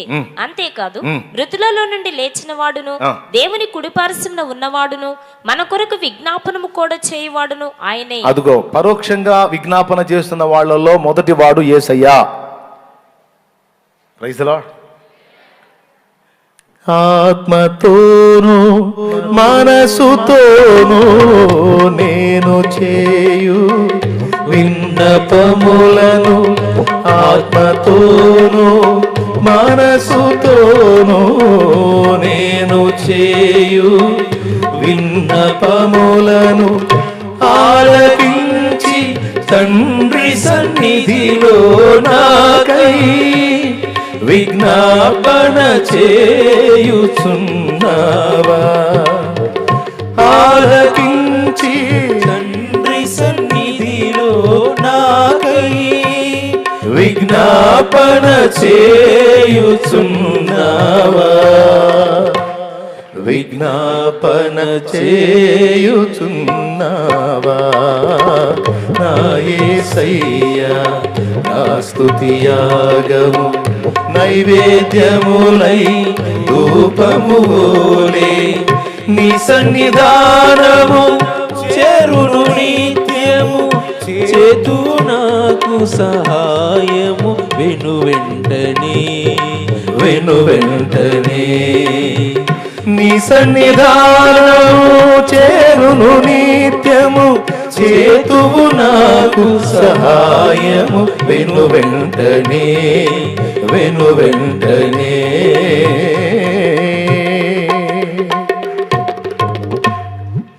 ప్రభు గొప్పనామానికి మహిమ. ఇప్పుడు నేను చెప్పే ఈ విషయాలు ఎవరైనా మిస్ అయితే వారు దరిద్రులే, డౌటే లేదు అందులో. దయచేసి పొర్రపాటును కూడా మిస్ అవ్వద్దు. ఆత్మీయంగా దారిద్ర్యతలోకి వెళ్ళిపోతారు. ప్లీజ్ మిస్ అవ్వద్దు. జాగ్రత్తగా వినండి, సీరియస్గా. ఎందుకంటే ఇది చాలా కీలకమైన విషయం. అందుకని చెప్తున్నాను నేను. దరిద్రులే అంటే ఏదో అయిపోతారు కదా, ఆత్మీయ దారిద్ర్యం వస్తుంది. అందుకని చెప్తున్నా. మొట్టమొదటి విజ్ఞాపనకర్త ప్రభు అయిన యేసుక్రీస్తు. అదే రోమాపత్రిక 8వ అధ్యాయము 29వ వచనంలో 27వ వచనంలోనూ మరొక విజ్ఞాపనకర్త కనపడతాడు. ఆయన పరిశుద్ధాత్మ. 27 మరియు హృదయములను పరిశోధించువాడు ఆత్మ యొక్క మనస్సు ఏదో ఎరుగును. ఏలయనగా ఆయన దేవుని చిత్త ప్రకారము పరిశుద్ధుల కొరకు విజ్ఞాపనము చేయుచున్నాడు. ఎవరైనా పైన చదివితే తెలుస్తుంది. ఆత్మ 34లో తండ్రి కుడిపార్శ్వమందు ఒకడు విజ్ఞాపన చేస్తున్నాడు. ఆయన ప్రభు అయిన యేసుక్రీస్తు. చాలాసార్లు ఆత్మీయ జీవితంలో తొట్టుపడి బలహీనపడి నిన్ను నువ్వే అనర్హుడిగా అనర్హురాలిగా ప్రకటించేసుకొని నేను దేవునికి పనికిరాను అనుకున్నావు. నువ్వు చాలాసార్లు నీ విశ్వాస విషయంలో తప్పిపోయే ప్రమాదంలోకి వెళ్ళిపోయావు. చాలాసార్లు గమ్యము తెలియనటువంటి పరిస్థితుల్లో శూన్యంలో నిలబడిపోయావు. కానీ ఎలా జరిగిందో తెలియదు, ఆశ్చర్య రీతిలో సహాయం దొరికింది, ఒడ్డెక్కావు. ఇక నేను దేవునితో నడవలేను, నా ప్రయాణం సాగదు, చాలా కష్టమైపోతుంది, నేను తగను, పనికిరానని నిన్ను నువ్వే విమర్శించుకొని దేవునికి దూరం అయ్యేటువంటి ప్రమాదం చాలాసార్లు నీ ఆత్మీయ జీవితంలో ఎదురైంది. కానీ ఏం జరిగిందో తెలియదు, మళ్ళా మైండ్ తిరిగినట్టుగా మళ్ళా దేవుని వైపుకు పరిగెత్తావు, దేవుణ్ణి వదిలిపెట్టి ఉండలేకపోయావు. అసలు ఏం జరిగింది నీకు ఎదురైనటువంటి శోధనలు, ఎదురైన ఘట్టాల్లో ఎప్పుడో దేవుణ్ణి వదిలిపెట్టి పారిపోయే పరిస్థితి, నీ విశ్వాసం అడ్రస్ కూడా లేకుండా బ్లాస్ట్ అయ్యే పరిస్థితి. కానీ అన్ని ప్రతికూల పరిస్థితులు వచ్చినా నీ విశ్వాసం పాడు కాలేదు కదా, అంతకంతకు ఎక్కువైపోతా ఉంది. ఏం జరుగుతుంది అంటే ఇందులో నీ గొప్పతనం ఏదో ఉందని నువ్వు అనుకుంటే తప్పులో కాలేసినట్టే. నీ గొప్పతనం కాదు, నీ ప్రాణ విమోచకుడు, నీ ప్రాణ ప్రియుడు నువ్వు తేడా పడకుండా నీకోసం డైలీ విజ్ఞాపన చేస్తున్నా.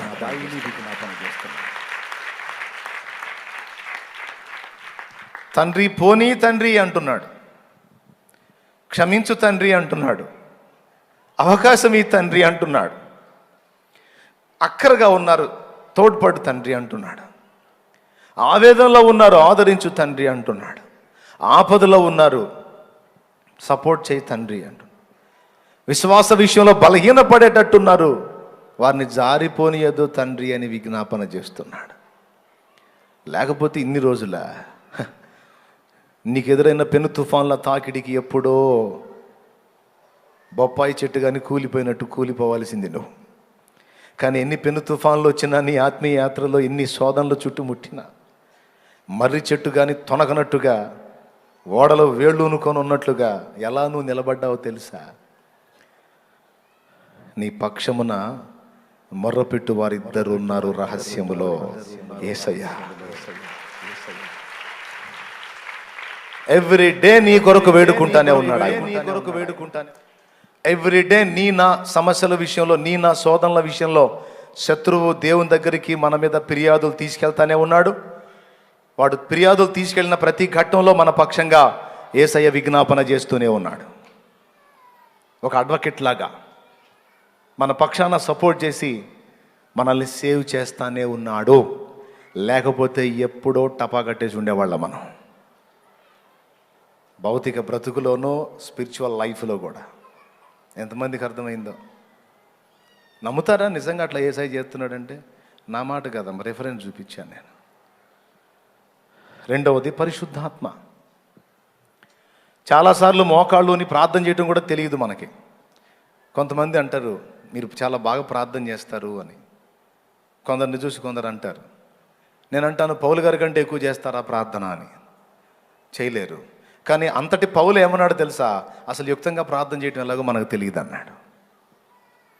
యుక్తముగా అంటే చేయవలసిన రీతిలోనే ప్రార్థన చేయటం అసలు మనకు చేత కాదన్నాడు, మనకు తెలియదు అన్నాడు. మరి ఎట్లా మన ప్రార్థనలు దేవుని చెంతకి వెళ్తున్నాయి, ఎలాగ మనకు సమాధానాలు వస్తున్నాయంటే, ప్రార్థనా గదికి మనం సమీపించి మోకాళ్ళ మీదకి వెళ్ళిపోగానే ఆత్మ మన బలహీనతను చూచి తన వశంలోకి తీసుకుంటున్నాడట. ఎవరినే? మనల్ని తన వశంలోకి తీసుకొని పలికించాల్సిన మాట ఆయనే మనలో ఉండి ఉచ్చరింప శక్యము కానీ మూలుగులతో ఆత్మ తానే మన పక్షమున విజ్ఞాపన చేస్తున్నాడట. దేవునికి స్తోత్రం కలుగునుగాక. హల్లెలూయా. గనుక మనకు విజ్ఞాపనకర్తలు రహస్యములో ఇద్దరు ఉన్నారు. మొదటివాడు ప్రభు అయిన యేసుక్రీస్తు. సీమోనో లూకాసు వార్త 22. సాతాను మిమ్మును పట్టి గోధుమలను జల్లించుటకు కోరుకొనెను గాని నీ నమ్మిక తప్పిపోకుండానట్లు నేను నీ కొరకు వేడుకొంటిని. ఆ మాట అర్థం ఏంటో తెలుసా? నీ విశ్వాసానికే శోధన రాబోతుంది, నువ్వు శోధించబడబోతున్నావు, దెబ్బ తినబోతున్నావు. చివరికి యూదాలాగా నిన్ను నీవే అనర్హుడిగా ప్రకటించేసుకొని నీ పొరపాటును బట్టి, నీ పాపాన్ని బట్టి, నీ అవినీతిని బట్టి నిన్ను నువ్వే నిందించుకొని టోటల్గా విశ్వాస భ్రష్టత్వంలోకి వెళ్ళిపోయేంత ప్రమాదం, ఆ శోధన నీకు రాబోతుంది. ఈ రాత్రే ఆ శోధనలో నీవు నీ నమ్మిక తప్పిపోకుండాన్నట్లు, నీ విశ్వాసం కోల్పోకుండాన్నట్లు, నీ విశ్వాసం స్థిరముగా ఉండున్నట్లు నేను నీ కోసం వేడుకున్నాను అన్నాడు యేసయ్య. ఏం జరగబోతుందో మీకు తెలుసు. ఆ రాత్రి వరకు యేసుతో కూడా ఉన్న అదే సీమోను పేతురు 3 సార్లు అసలు ఆ యేసు ఎవరో నాకు తెలియదు అని పచ్చి అబద్ధం ఆడబోతున్నాడు. తెలిసి యేసయ్య కళ్ళ ముందు అంత పచ్చి అబద్ధం ఆడి ఇంకా ఏ మొహం పెట్టుకుని యేసయ్య స్తోత్రం అంటాడు? అంత భయంకరమైన అబద్ధాలు ఆడి ఇంకా ఏ మొహం పెట్టుకొని యేసయ్య నేను నీకు పనికి వస్తానని ఎట్టెళ్తాడు? సిగ్గు కదా. యూదా వెండి నాణ్యాలకు యేసయ్య నమ్మి ఇక నన్ను అంగీకరించడానికి కదా ఉరి పెట్టుకుంది పోయి. అదే శోధన పేతురుకు రాబోతుంది. అయితే నీ నమ్మిక తప్పిపోకుండాన్నట్లు నేను నీ కోసం వేడుకుంటున్నాను. యూదా వాడికి నేను ఇచ్చిన అవకాశాలన్నీ కోల్పోయి హృదయపూర్వకంగా సాతానుకు స్థలం ఇచ్చాడు. నువ్వైతే హృదయపూర్వకంగా స్థలం ఇయ్యలేదు, కానీ నీ అమాయకత్వాన్ని బట్టి, నీ శరీర బలహీనతను బట్టి నువ్వు శోధించబడబోతున్నావు. అందుకని నీ వీక్నెస్, నీ బలహీనత ఎరిగిన వాడిని కనుక నీవు తప్పిపోకుండాన్నట్లు నీ కోసం వేడుకున్నాను. మెల్లగా చేతులు నొప్పులు ఎడితే జాగ్రత్త, చిన్నగా. Praise the lord. గట్టిగా చెప్పండి, నేను నీ కొరకు వేడుకున్నాను అన్నాడు. బాగుంది. అచ్చం అలానే జరిగింది. యోధా అయితే తన పాపాన్ని బట్టి పోయి ఉరిపెట్టుకున్నాడు. పేతురైతే వెలుపలికి పోయి తన అబద్ధాలను బట్టి సంతాపపడి ఏడ్చి యేసయ్య వైపు బలంగా తిరిగి ఆయన పాదాలు పట్టుకున్నాడు. గొప్ప సేవకుడు అయ్యాడు.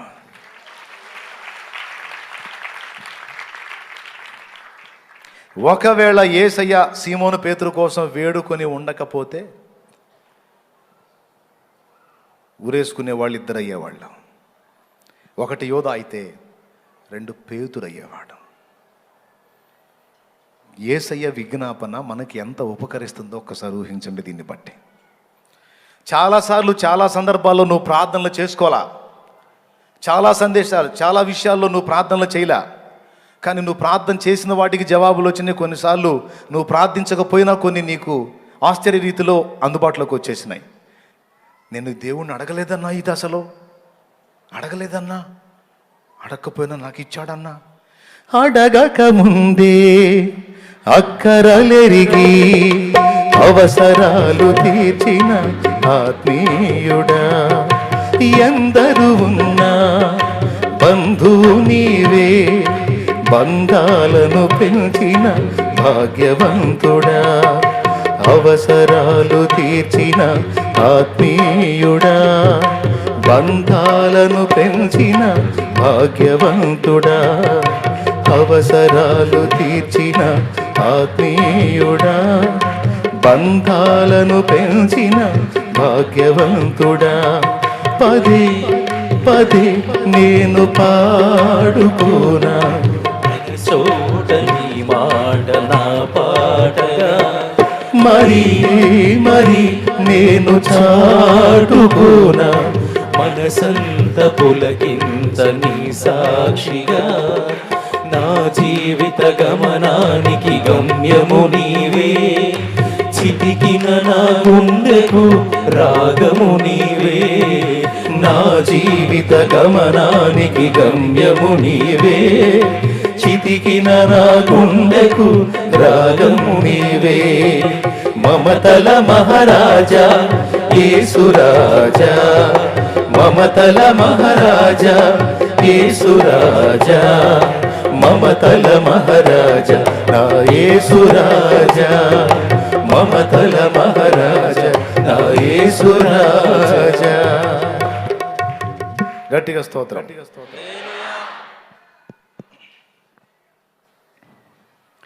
నేను అడగకపోయినా వచ్చిందన్నా, అసలు నీకోసం ప్రార్థన చేయలేదన్నా. నీ ముఖం నువ్వు చేయాల, ఇంకొకళ్ళు చేశారు, యేసయ్య చేశాడు. అందుకొచ్చింది నీకది. నీకది అక్కర ఉంటుందని నీకు తెలియదు, కానీ యేసయ్యకి తెలుసు. ఫలానా టైంకి నీకు ఇది అవసరమైద్దని. అందుకే నువ్వు అడగకపోయినా నీ పక్షంగా ఆయన అడిగి నీకు అది అందుబాటులోకి వచ్చేటట్టు చేశాడు. ఎంత మంచి విజ్ఞాపనకర్త, ఎంత నమ్మకమైన విజ్ఞాపనకర్త. ఎవరైనా యేసయ్యా.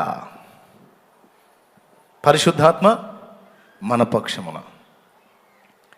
మనుషులు ఎవరు మోకాళ్ళు వేసినా సరే వెంటనే పరిశుద్ధాత్మ అందుబాటులోకి వెళ్ళిపోతాడు. అసలు ఆ మాటకు వస్తే ఎవరు మోకాళ్ళు వేస్తారా అని ఎదురు చూస్తుంటాడు ఆయన. ఆదరణకర్త ఎవరు మోకాళ్ళు ఉనుతారా అని చూస్తుంటాడు. మోకాళ్ళు వేస్తే వెంటనే వెళ్ళి ఆవరిస్తాడు. ఆవరించి ఆయన చేయాలనుకున్న విజ్ఞాపనలు ఆ మనిషిలో ఉండి చేసుకొని పక్కకు వచ్చేస్తాడు. మూడవది, దేవుడు ఏర్పరచుకున్న గుండె పరిచారకులు, అంటే విజ్ఞాపనకర్తలు. ఈ భూమి మీద ఉన్న మనుషుల్లోనే, విశ్వాసుల్లోనే కొంతమంది విజ్ఞాపనకర్తలుగా దేవుడు ఏర్పరచుకున్నాడు. స్పెషల్ వీళ్ళు. పోలీస్ డిపార్ట్మెంట్లో స్పెషల్ బ్రాంచ్ లాగా వీళ్ళు ఒక స్పెషల్. దాని గురించి యెషయా గ్రంథంలో దేవుడు మాట్లాడాడు. ఒకసారి మీరు బైబిల్ గ్రంథం ఉంటే తీసి చూడండి. ఒకసారి 62:6 ఒకసారి తీయండి. యెరూషలేమా, నీ ప్రాకారముల మీద నేను కావలి వారిని ఉంచి ఉన్నాను. వీళ్ళ పేరు కావలివారు. వీళ్ళ పేరు కావలివారు, కాపలా వాళ్ళు. రేయైనా పగలైన వారు మౌనముగా ఉండరు. యెహోవా విజ్ఞాపనకర్తలారా, చూడండి, రీ అయినా పగలైనా వారు మౌనంగా ఉండరు. యెహోవా జ్ఞాపకకర్తలారా, చదువు, విశ్రమింపకుడి. యెరూషలేమును ఆయన స్థాపించే వరకు ఆయనను విశ్రమింప నీయకుడి. వీళ్ళ పేరు జ్ఞాపకకర్తలు, విజ్ఞాపనకర్తలు, కాపలా వాళ్ళు. ఎవరిళ్ళు? కాపలా వాళ్ళు. ఈ కాపలా కాసే పరిచారకులండి వీళ్ళు. వీళ్ళు అందుకే గుండె అన్నాను నేను. కాపుదల పోతే ఎంత పెద్ద భవంతైన దొంగల పాలైపోతుంది. కాపలా పోతే ఎంత పెద్ద కోట అయినా సరే దోచుకొనబడుతుంది. సో కోట ఉండగానే సరికాదు, అందులో సంపదలు ఉండగానే సరికాదు, దానికి ప్రొటెక్షన్ కావాలి, భద్రత కావాలి, కాపుదల కావాలి. కాబట్టి దేవుడు భూమి మీద తన సంఘానికి కొంతమందిని కాపలా వాళ్ళని నియమించాడు. ఈ కాపలా కాసే పరిచర్య 2 రకాలు. ఒకటి, సత్యవాక్యము చేత బిడ్డలు దారి తప్పిపోకుండా, త్రోవ తప్పిపోకుండా వాళ్ళని క్షేమంగా కాపాడేటువంటి మెదడు పరిచర్య చేసే వాక్య ఉపదేశకులైతే. రెండవది, సంఘము అభ్యంతర పడకుండునట్లు, బలహీన పడకుండునట్లు, త్రోవ తప్పిపోకుండునట్లు సంఘము కొరకు చేతులెత్తే జ్ఞాపకకర్తలు, విజ్ఞాపనకర్తలు. ఇది గుండె, కాపలా వాళ్ళు వీళ్ళు. వాక్యోపదేశకుడు కాపలాదారుడే. ప్రజల పక్షంగా విజ్ఞాపన చేసే విజ్ఞాపనకర్త కూడా కాపలా వాళ్ళే. అర్థమైందా? వీళ్ళిద్దరు లేకపోతే అంతే సంగతులు. అందులో ఒక శ్రేష్టమైనది విజ్ఞాపన పరిచర్య. ఇది ఫస్ట్ ఎవరు చేశారని చెప్పాను. తర్వాత మూడవది, భూమి మీద ఉన్న మనుషుల్లో కొందరు. వీళ్ళు వాళ్ళ గురించి అడగరు ఎక్కువ. వాళ్ళ గురించి చాలా తక్కువ అడుగుతారు మోకాళ్ళు వేస్తే. వాళ్ళ గురించి ఒక్కోసారి అసలు అడగకుండానే లేచిన వాళ్ళు ఉన్నారు మోకాళ్ళ మీద. ఏ కాడికి మోకాళ్ళు వేసిన దగ్గర నుండి ఇతరుల కొరకు విజ్ఞాపన చేయటంలో అంగలారుస్తారు, ఏడుస్తారు, కన్నీరు గారుస్తారు. దేవునితో యాకోబులాగా పెనుగులాడుతూ ఉంటారు. శత్రువుని ప్రార్థన పోరాటంలో భయంకరంగా ఎదుర్కొంటూ ఉంటారు. అందుకే ఈ విజ్ఞాపన కర్తలంటే వాడికి భయం, కాపలా వాళ్ళంటే వాడికి భయం. ఎందుకో తెలుసా? వీళ్ళు పహారా వాళ్ళు, వాడిని ఎంటర్ కానివ్వరు. చూడండి, నేను దేశమును పాడు చేయకుండానట్లు బ్రద్దలైన సందులో నిలిచి ప్రాకారములు దిట్టపరచుటకును, బ్రద్దలైన సందులలో నిలుచుటకును తగ్గిన వాడెవడని నేను ఎంత విచారించినో ఒక్కడైనా కనబడలేదని హెస్కేల్లో దేవుడు అన్నాడు. వీళ్ళెవరో తెలుసా? ప్రాకారమును దిట్టపరిచేవారు, బ్రద్దలైన సందులో నిలిచి దేవుని ఉగ్రత రాకుండా అడ్డగించేవాళ్ళు, శత్రువు దాడి జరగకుండా కాపలా కాసి వాడిని తోలివేసేవాడు. అనయ్య వాళ్ళు ఎవరో మనకెందుకనయ్యా, వాళ్ళ సంగతి మనకెందుకనయ్య అంటే మనకు అవసరం. అందుకే చెప్తున్నా. ఒక ఫ్యామిలీ ఉంటే భార్య, భర్త, 2, 3 పిల్లలు, మొత్తం 5 కలిసి ఒక కుటుంబం. ఆడపిల్లలు కానీ మగపిల్లలు కానీ. కుటుంబంలో ఒక 5, 4 ఉంటారు అనుకోండి. ఇంకా పెద్ద కుటుంబం అయితే ఇంకా మరి కొంతమంది ఉంటారు.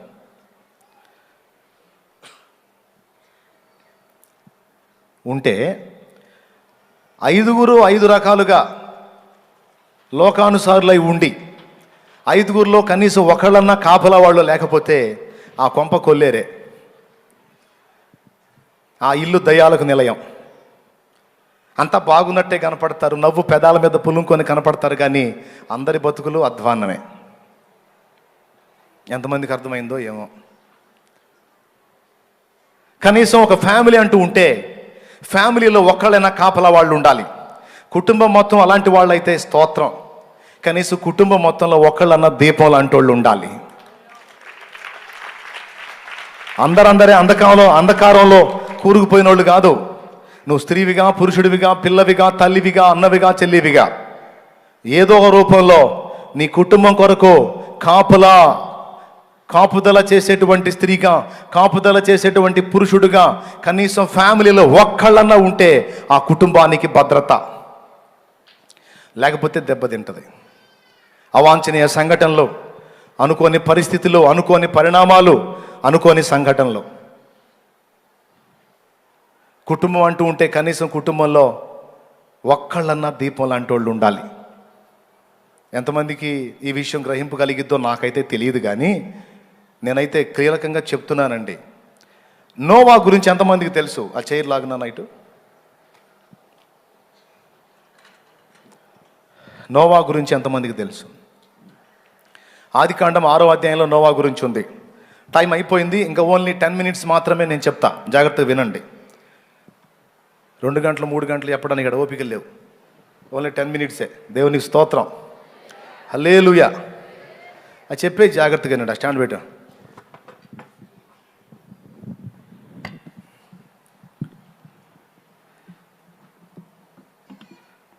ఓకే, అది కిలోమీటర్ దూరం పెట్టాను, నాకు గాలి రాట్లా.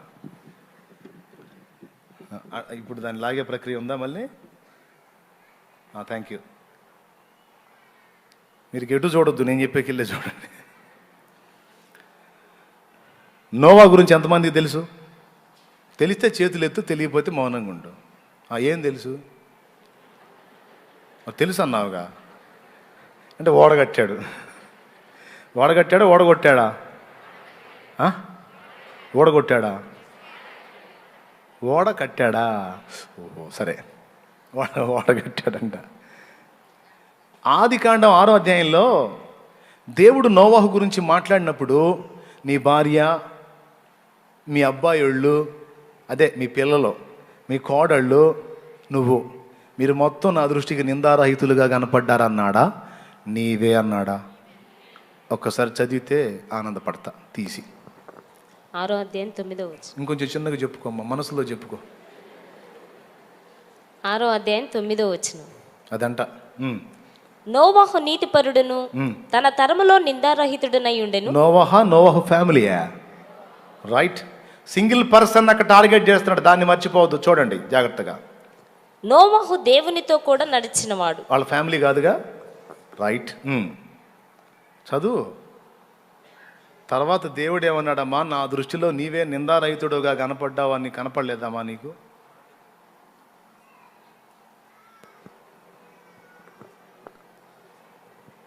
దేవుడు నోవాహుతో మాట్లాడిన ఘట్టం లేదా?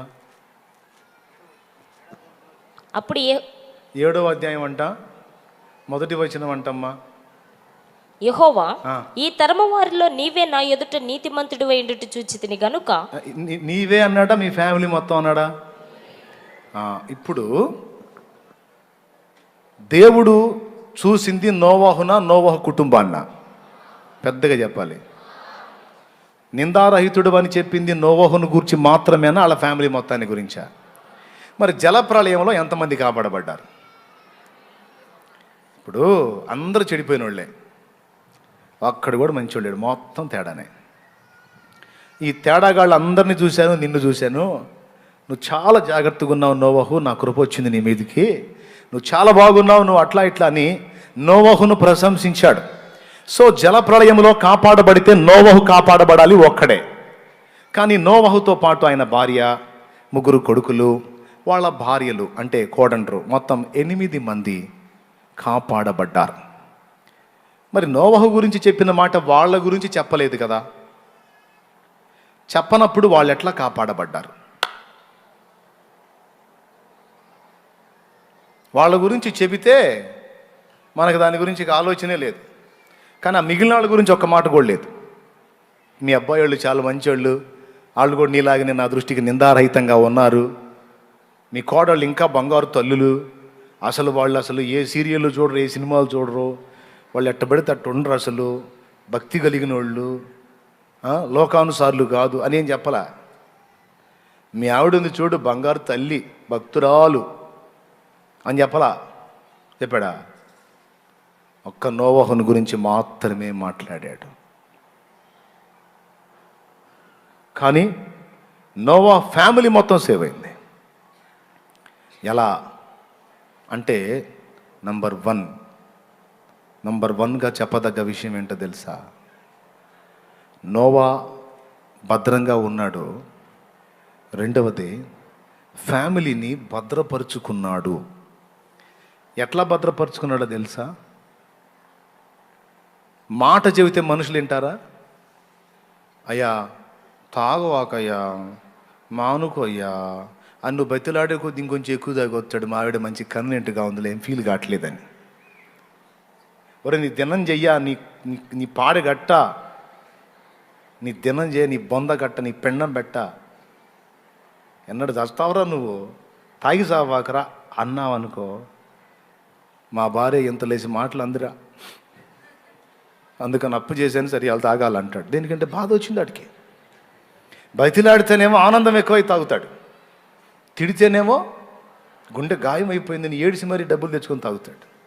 ఇప్పుడు వాడికి ఏది చెప్పినా తాగుతానే ఉంటాడు. ఏదన్నా మంచి జరిగిందనుకో, వాడికి ఏదైనా మేలు జరిగిందనుకో, సంతోషం పట్టలేక తాగాను అంటాడు.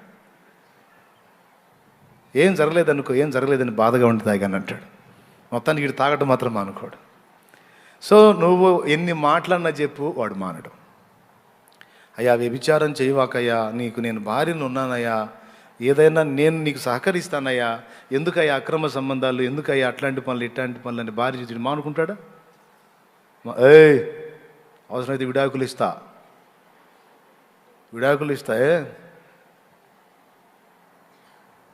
నేను అమ్మాయికి మాట ఇచ్చా, రహస్యంగా పెళ్లి చేసుకున్నా, వీడిష్టమే, వీడు మాట ఇస్తాడు, పెళ్లి చేసుకుంటాడు. మరి ముందు చేసుకున్న దాని సంగతి అవసరం లేదు. లోబడి పడుంటే ఇద్దరిని ఏలుకుంటా, లేకపోతే విడాకులు ఇస్తా అంటాడు. అక్రమ సంబంధం మానుకోడు. రే పిల్లలో, ఆ గాలి తిరుగుళ్ళు తిరగవాకండ్రా, గాలిళ్ళతో తిరగవాకండ్రా, ఆ వాయుపుత్రులతో తిరగవాకండ్రా అని మనం చెప్పామనుకో, గాలి కుమారులయ్యా, తిరగవాకండి అని చెబితే మానుకుంటారా?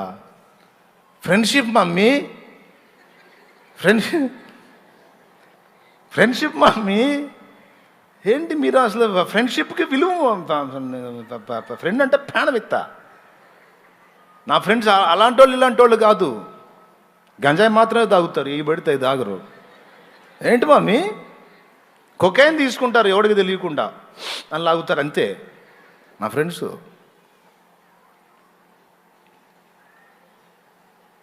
ఏంటి మమ్మీ వెళ్ళొద్దంట? అమ్మా ఆ అమ్మాయి వాళ్ళు మంచోళ్ళు కాదమ్మా, వాళ్ళతో తిరగదు తల్లి అంటే, ఏంటి మమ్మీ అలా అంటావు? వాళ్ళు గౌరవనీయమైన వ్యక్తులు అని చెప్పని రిటర్న్ క్లాసులు బీగుతూ ఉంటారు. నువ్వు 100 చెప్పు, నువ్వు చెప్పే కొద్ది ఎక్కువ చేస్తుంటారు. నిజమా కాదా? నిజమేనన్న అన్నోళ్ళు చేతులు ఎత్తండి, మనలో మనమాట. నాకు తెలిసి అందరూ చేస్తారు, ఎందుకంటే అందరూ ఏదో ఒక కోణంలో ఈ బాధలు పడతానే ఉన్నారు. దేవునికి స్తోత్రం కలుగును కాక. చెప్పండి గట్టిగా. 10 నిమిషాలు అన్నా 5 నిమిషాలు అయ్యేపోయా.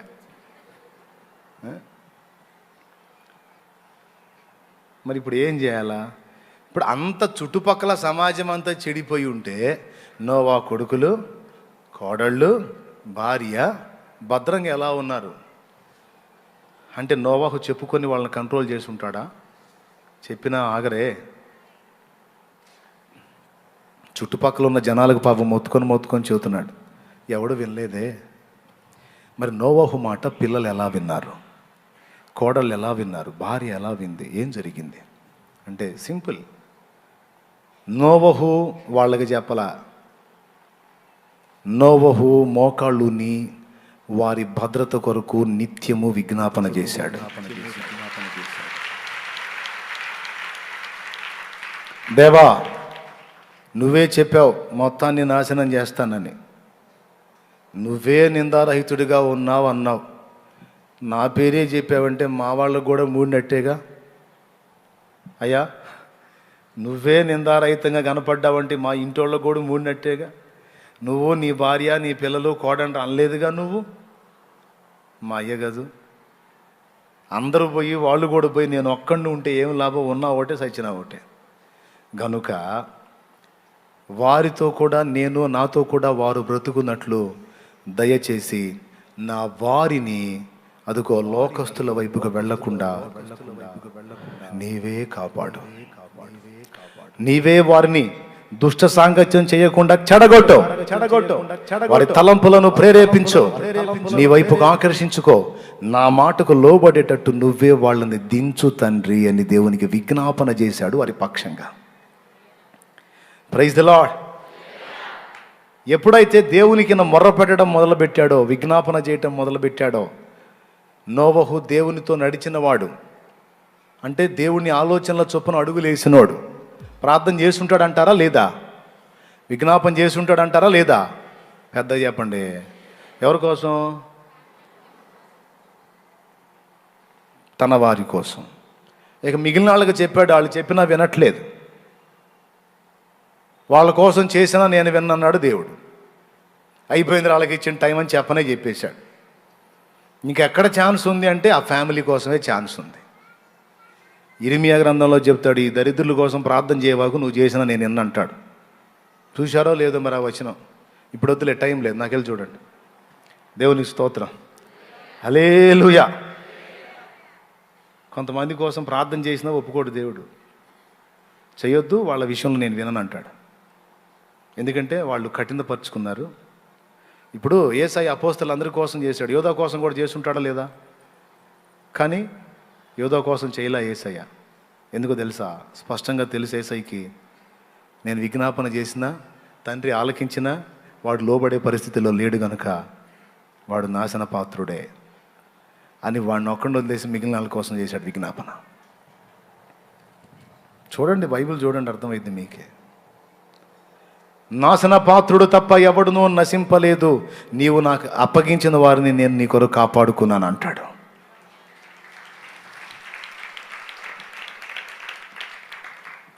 హల్లెలూయా, గట్టిగా చెప్పాలి. నోవా తన ఫ్యామిలీ కొరకు విజ్ఞాపనకర్తగా ఉన్నాడు. భార్య ప్రార్థనా పరులను రాయలా, పిల్లలు ప్రార్థనా పరులను రాయలా, కోడలు విజ్ఞాపనకర్తలను రాయలా. ఆ 7 గురించి ఏ ప్రస్తావన లేదు పెద్దగా. కానీ ఒక నోవా గురించి మాత్రం అతడు ప్రత్యేకమైన వాడు, అతడు ఒక దీపంగా ప్రస్తావించబడింది లేఖనంలో. సింపుల్, ఫ్యామిలీకి నీకు అర్థం కావటం కోసం నీ కుటుంబంలో ఒక నోవాలాగా నువ్వు వ్యవహరించాలి. స్త్రీవైతే నువ్వు స్త్రీవైనా, పురుషుడివైనా, బిడ్డవైనా, తల్లివైనా, తండ్రివైనా, ఇంట్లో ఉన్న అందరే పనికిమాలినోళ్ళై ఉండకూడదు. కనీసం ఒకళ్ళన్నా ఏం చేస్తున్నా, కనీసం ఇంట్లో ఒకళ్ళైనా కుటుంబం కోసం ప్రాకారం వేసే కాపల వాళ్ళలాగా ఉండాలి. అందరే దరిద్రులాగా ఉండకూడదు. ఎంతమందికి అర్థమైంది? ఇంటికి కనీసం ఒక్కళ్ళన్నా దీపంలాగా, ఒక్కళ్ళన్నా దేవుని సన్నిధిలో గోసాడేవాళ్ళలాగా, ఒక్కళ్ళన్నా దేవునితో నడిచేవాళ్ళలాగా, ఒక్కళ్ళన్నా దేవునికి విజ్ఞాపన చేసేవాళ్ళలాగా. నంబర్ 1, విజ్ఞాపనకర్తల్లో మొట్టమొదటి చర్య నీ ఇంటి వారికి కాపలా. నువ్వు ఎన్ని చెప్పు వాళ్ళు వినరు. నువ్వు సైలెంట్గా దేవుని దగ్గరికి వెళ్ళి మోకాళ్ళును ఒక్కొక్కటి మొహం పగలగొట్టి దేవుడే తిప్పుతాడు. నేను చెప్పేది ఒట్టి మాట కాదు, అనుభవాలు చెబుతున్నాను నేను. ఎవరిని ఎట్ట తన్నాలో తన్ని దారిలో తెస్తాడు ఆయన. వాళ్ళకి చెప్పొద్దు, చెబితే ఆపవమ్మ నీ సుత్తి సోది, మాకు నస ఊరగా. నీది సుత్తను సోదిలాగా ఉంటుంది. ఆయన దన్నాడు అనుకో, దిమ్మ తిరిగి, అమ్మా నేను కూడా వస్తానమ్మా ప్రార్థనకి అనుకుంటూ వస్తాడు. నువ్వు చెబితే అనరు. నువ్వు చెప్పడం మొదలు పెడితే మాకు అన్నీ వదులుతున్నాయి కానీ నా వదలట్లేదు అనుకుంటా. నీ విజ్ఞాపనలో వాళ్ళకి కాదు, అసలు చిరునవ్వున్న వాళ్ళు కనపడితే మోకాళ్ళుని దేవునికి మొర్రపెట్టు పట్టుదలగా అట్లా విజ్ఞాపన చేసి గెలుచుకున్నారు. కాపలాగా ఉన్నారు కుటుంబానికి. ఆ భద్రత ప్రాకారమై నోవా ఫ్యామిలీ కాపాడబడింది. అబ్రహాం ఒక జాగాలో ఉన్నాడు, లోతు ఒక జాగాలో ఉన్నాడు. సొదొమ, గొమొర్ర, ఆద్మ, జెబోయిము, బెల 5 మొత్తం నాశనం కావాల్సిన పట్టణాలు. కానీ ఒకదానిలో సొదొమలో లోతున్నాడు. దేవుడేమో నేను తగలబెట్టడానికి పోతున్నానని చెప్పాడు అబ్రహాంకి. అప్పుడు అబ్రహాము లోతు పక్షంగా విజ్ఞాపన చేశాడు. ఆ విజ్ఞాపనను ఆలకించి లోతు, అబ్రహాం ఫ్యామిలీ మెంబర్, కుటుంబ సభ్యుడు, జరిగినటువంటి ఉపద్రవంలో లోతు నశించకుండాన్నట్లు అబ్రహామును జ్ఞాపకం చేసుకుని లోతును తప్పించాడని రాస్తుంది. ఎవరి కోసం ఫస్ట్ విజ్ఞాపన? త్వరగా చెప్పండి. ఫ్యామిలీ. ఈరోజు నీ ఫ్యామిలీలో సమాధానం లేదు. రకరకాల వేదనలు చుట్టుముట్టి గందరగోళం అయిపోయిన పరిస్థితి. కొంతమంది ఒకే కప్పు కింద ఉన్నారు, కానీ ఒకరికొకరికి సంబంధాలు లేని బతుకులు బతుకుతున్నారు. కొంతమంది అసలు ఒక కప్పు కింద కూడా లేరు, చల్లా చెదురైపోయారు. కొంతమంది రకరకాల శ్రమల చేత, శోధనల చేత, వేదనల చేత, అవమానాల చేత కొట్టబడుతున్నారు, కుమిలిపోతున్నారు, కన్నీళ్ళే అన్నపానాలుగా బతుకుతున్నారు. కుటుంబాలే క్షోభిస్తున్నాయి. కారణం, ఒక్కళ్ళు కూడా నోవహులు లేరు, అబ్రహాములు లేరు. నేను చెప్తున్నా, నీ కుటుంబం పక్షంగా నువ్వు చేతులు ఎత్తితే నీ ఫ్యామిలీ గెలుస్తుంది లోకంలో. నువ్వు చేతులు ఎత్తకపోతే నీ ఫ్యామిలీ డౌట్ లేదు, ఓడిపోతుంది. నీ భర్త కావచ్చు, నీ భార్య కావచ్చు, నీ పిల్లలు కావచ్చు, నీ తల్లులు కావచ్చు, వారు జయ జీవితం పొందాలి. లోకంలో పాపంలో శాపంలో నుంచి విడుదల పొంది ఆశీర్వాదకరమైన అనుభవాల్లోకి రావాలి అంటే కొండ మీద మోసే చేతులు ఎత్తినట్టు నువ్వు చేతులు ఎత్తాలి. మోసే చేతులు ఎత్తినప్పుడు ఇశ్రాయేలు గెలిచిరి. మోసే చేతులు బరువెక్కి దించినప్పుడు ఇశ్రాయేలు ఓడిరి, అమాలేకీయులు గెలిచిరి అని రాసుంది. నీ బిడ్డలు లోకంలోకి పోతున్నారు, నీ భర్త లోకంలోకి పోతున్నాడు. వాళ్ళు అటు పోతే నువ్వు తిని పనికి మాలిన వ్యాపకాలన్నీ పెట్టుకొని టైం పాసులు చేసుకుంటా ఉంటే లోకములో ఉన్న అమాలేకీయుల చేతిలో నీ వాళ్ళు ఓటమి పాలవుతారు. నీ భర్త, నీ పిల్లలు దెబ్బతింటారు. గనుక వాళ్ళలాగా యుద్ధానికి వెళితే, లోకంలో రకరకాల కార్యాల కోసం వెళితే, నువ్వు రహస్యమందు వారి పక్షంగా చేతులెత్తే మోషేవై ఉండాలి. కనీసం కొంత సమయమైనా చేతులెత్తి, అయ్యా నా భర్త, అయ్యా నా పిల్లలు చెడిపోనియొద్దు ప్రభువా, దారి తప్పనియొద్దు ప్రభువా, పాడుగానియొద్దు ప్రభువా, ప్రమాదాల బారిన పడనియొద్దు ప్రభువా, రోగాల బారిన పడనియొద్దు ప్రభువా, శాపానికి అప్పజెప్పొద్దు ప్రభువా, కాపాడు. వారిని నీ రెక్కల నీడ నుండి తొలగిపోనియొద్దు, నీ భద్రతలో నుండి దాటిపోనియొద్దు ప్రభువా. నేను వారికి చెప్తే వినరయ్యా, నువ్వు మాట్లాడు, వారు కంట్రోల్ అవుతారు అని వారి పక్షంగా నువ్వు ప్రార్థన చేసే వ్యక్తి. విజ్ఞాపన నీ కొరకు కాదు, నీ వారి కొరకు అడుగుతున్నావు, నువ్వు ఇతరుల కొరకు అడుగుతున్నావు. నువ్వు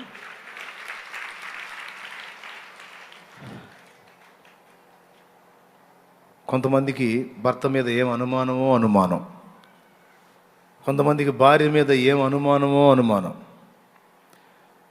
అవునండి, భర్త మీద డౌట్తో వాడికి కనీసం కూడు నీళ్ళు కూడా వంట పట్టనీరు కొంతమంది. పాప ఎటన్నా పోయిరాని వెళ్ళొచ్చా, కనపడిందా, పలకరించావా, మంచి చెడ్డ మాట్లాడుకున్నారా, మెసేజ్లు ఎందుకు డిలీట్ చేసా ఫోన్లో, అవి మామూలు కంపెనీ వాళ్ళు పంపించినాయి. ఏ కంపెనీ? ఆ కంపెనీగా, అదేలే. ఏమండి, చదువుకున్నానండి నేను కూడా. బిల్డప్, ఇది ఒక బిల్డప్.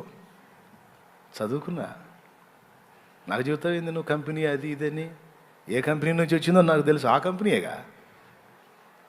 నువ్వు ఏం మనిషిమే నువ్వు? నాకు మనశ్శాంతి లేకుండా చేస్తే కొంపకు రావాలంటే భయం పడుతుంది. అంతే పుట్టిద్ది. అట్లా పుడితేనే కదా ఇంటికి వెళ్ళటానికి నీకు లైన్ క్లియర్ అయ్యేది. అంతే అంతే అంతే అంతేలే. వాడికి ఎట్టుంటుందిగా నరకం. కొంతమంది భార్యను అనుమానిస్తూ ఉంటారు. వాస్తవంగా ఆమెకు ఆ తలంపులు ఉండవు. ఈడే పదే పదే అనుమానించి అలవాటు చేస్తుంటాడు అన్ని ఆలోచనలు. ఆ పని ఏదో ఆమె చేసుకుంటుంటుంది. రోడ్డు మీద ఊడ్చుకుంటే ఏదో చేస్తూ ఉంటుంది అనుకో. ఆడేవాడు రోడ్డు మీద నిలబడ్డాడు అనుకో, ఈడొస్తాడు. చాలాసేపు నుంచి నిలబడ్డాడు, చూసావా? ఎవరండి? ఏం నాటకం ఆడుతున్నా. వాడక్కడ ఫోన్ మాట్లాడటం, నువ్వు ఇక్కడ ఓడవటం. ఎంతసేపు ఊడుస్తాను? ఆయన ఈ టైంలో ఓడవటం ఏంటి అసలు? నువ్వు అసలు ఓడవపోతే ఇప్పుడు వచ్చిన నష్టం ఏంది? వాడక్కడ అటు ఇటు తిరుగుతా ఫోన్ మాట్లాడటం.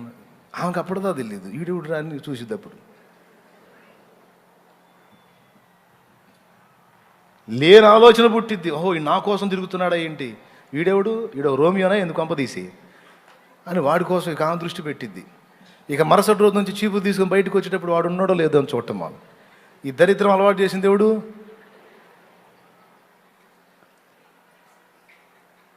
ఏందండి అటు చూస్తారు? 1:30 అయిందనే?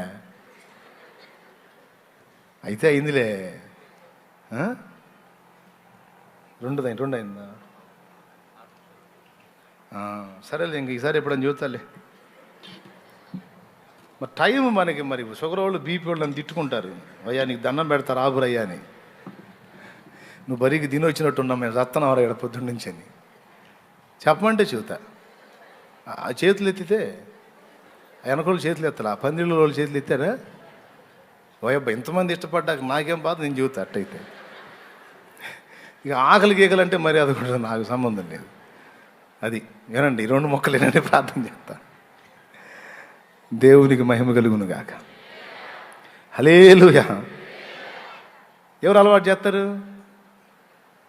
వీడే. లేనిపోయిన ఆలోచనలన్నీ. ఇంటికి ఎవరన్నా అతిథులు వచ్చారనుకో, ఇంకేముండదు, మామూలుగా ఉపచారం చేస్తూ ఉంటుంది. ఆ వచ్చిన వాళ్ళలో ఎవరినో ఒకరిని పేరెత్తి, వాడు నీకేంటి అటు నీకు వెళ్ళేంటి అటు చూసాడు, నువ్వేంటి వాడికి వెళ్ళేది అంత చనువుగా మాట్లాడుతాను. అప్పటిదాకా లేని ఆలోచన అప్పటి నుంచి మొదలుపెట్టిస్తాడనమాట. కొంతమంది పిల్లల్ని తల్లిదండ్రులే అనుమానిస్తుంటారు. వాస్తవంగా ఆ బిడ్డల మనసులో అలా ఉండదు. వాడితో ఏంది నువ్వు క్లోజ్గా మూవ్ అవుతున్నావు అంటే, ఓహో ఇదొకటి ఉందా, ఇంతవరకు నాకు ఎవడియా రాలేదు, రైట్ అని వెంటనే వాళ్ళకి అది స్టార్ట్ అయింది అనమాట. తప్పు. నేను ఒక సూత్రం చెప్తాను, నీకు దమ్ముంటే ఆ పని చేయి, అప్పుడు ఎంత కార్యం జరిగిద్దో చూడు. దేవుణ్ణి నేను నమ్మి, దేవుని మీద ఆధారపడి నువ్వు చేసే భద్రత నువ్వు చేసుకో, కాదని నేను అనను. నువ్వు ఉండే జాగ్రత్తలో నువ్వు ఉండు, తప్పు లేదు, కాదని నేను అనను. నువ్వు ఎన్ని జాగ్రత్తలు చేసినా గడ్డి తినాలనుకున్న వాడిని, గడ్డి తినాలనుకున్న దాన్ని ఆపటం నీ వల్ల కాదు. ఏమి మనసు ఉంటే మార్గాలు ఉంటాయని, గడ్డి తినాలన్న ఆలోచనే ఉంటే ఎన్ని రకాలైనా తినొచ్చు, ఎన్ని రకాలుగానైనా ట్రై చేయొచ్చు, మార్గాలు ఉంటాయి. అయినా నీ మనశ్శాంతి కోసం నువ్వు చేసే ప్రొటెక్షన్ నువ్వు చేసుకుంటావు, నువ్వు చేసే కాపలా నువ్వు కాసుకుంటావు. అయితే అందులో వర్కౌట్ అవ్వచ్చు, అవ్వకపోవచ్చు. అయితే నీకు సూపర్గా పని అయ్యే మార్గం నేను చెప్తా. అది అబ్రహాం చేసిన పని. ఏంటో తెలుసా? అబ్రహాం ఎంత పని చేశాడో తెలుసా? ఐగుప్తుకు పోతే అబ్రహాం భార్య శారా, అప్పటికే ఆమె వయసు 65 ఏళ్ళు. వాళ్ళ ఆయన అబ్రహాం వయసు 75 ఏళ్ళు. ఇద్దరికి 10 ఏళ్ళు తేడా. 65 ఏళ్ల వయసున్న బామ్మగారు లాగా ఉండాల్సినటువంటి శారా ఐగుప్తులో అడుగు పెడితే ఈ దరి నుంచి ఆ దరిదాకా చెప్పుకున్నారు. ఏమన్నా తెలుసా? ఐగుప్తు మొత్తంలో కూడా లేదు అంత అందగత్తె అని. ఎవరి గురించి? ఫరో ఎదుట ఆమెను పొగడిరి గనుక వాడొక కక్కుర్తి. ఆమె బాగుంది అనేసరికి పానైపోయిందని వెంటనే మనుషుల్ని పంపించి తెప్పించుకున్నాడు. అబ్రహాము భార్య శారా శారాన్ని తెప్పించేసుకున్నాడు ఇంటికి. బాగున్న మనిషల్లా నా భార్యగానే ఉండాలా, నా మనిషిగానే ఉండాలా. అందగత్తె అంటే ఆమె నా దగ్గరే ఉండాలి, ఇంకెవరి దగ్గర ఉండకూడదు. అబ్రహాం ముందే చెప్పాడు, వీళ్ళు అస్సలకే మంచి మనుషులమ్మా, పరమ నీచులు, దరిద్రులు. నువ్వు నా భర్త నా గురించి చెప్పావంటే నన్ను చంపి నిన్ను వైనం చేస్తారు, అందుకని అన్నని చెప్పు అన్నాడు. ఇక అన్నని చెప్పాడు కాబట్టి తీసుకొని పోయాడు. ఎవరో ఎక్కడికి? తన అంతఃపురానికి. ఇప్పుడు ఏం చేయాలా? భార్య వేరొకని పాలైపోయింది. ఇప్పుడు ఏం చేస్తాడు? ఏం చేసేది ఏంది?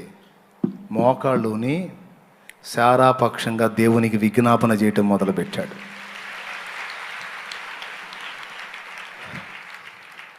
ఎప్పుడైతే ఇక శారాపక్షంగా ప్రార్థన చేయటం మొదలుపెట్టాడో, ఐగుప్తు రాజు మొదలుకొని పనివాడి వరకు అందరూ కూడా తాము పురుషులమో నపుంసకులమో అర్థం కాకుండా అయిపోయింది. మీరే అర్థం చేసుకోండి. ఇక సింపుల్గా ఒక ముక్కలో అంటే, శారా ఎప్పుడైతే అంతఃపురంలోకి ఎంటర్ అయిందో పురుషులు ఇక పురుషులుగా ఉండే పరిస్థితి లేకుండా అయిపోయింది అందరికీ. మరి ఏం చేద్దాం? గుండె అయినా, మెదడైనా, లివర్ అయినా, కిడ్నీలైనా మొత్తం మిషన్లన్నీ ఎవరి విషయంలో ఉన్నాయి? మన మిషన్లన్నీ. ఏదన్నా ఒక మిషన్ ఆగిపో అంటే అవుట్, అవునా? రైట్. ఇప్పుడు శారాని అంతఃపురంలో పెట్టుకున్నారు. పెట్టుకున్న కాడ నుంచి ఇక వాళ్ళు భార్యల సామీప్యంలోకి వెళ్ళడానికి కూడా వీళ్ళకి వల్ల కావటల్లా, వాళ్ళ సొంత భార్యల సమీపంలోకి వెళ్ళడానికి కూడా వీళ్ళకి వల్ల కావటల్లా. ఎవడు కోడే ఎదురుకోడికి చెప్పుకోలేక సిగ్గుపడుతున్నారు. చూడు, ఒకడు పెట్టిన చిచ్చు, దేవునికి స్తోత్రం కలుగును గాక. హల్లెలూయా. ఎవరు పెట్టారు? కొట్టలా తిట్టలా మోకాళ్ళుని మొర్ర పెట్టడం మొదలు పెట్టాడు. నా దేవా, వాడికి ఎంత ధైర్యం, నా భార్యను తీసుకొని పోతాడా?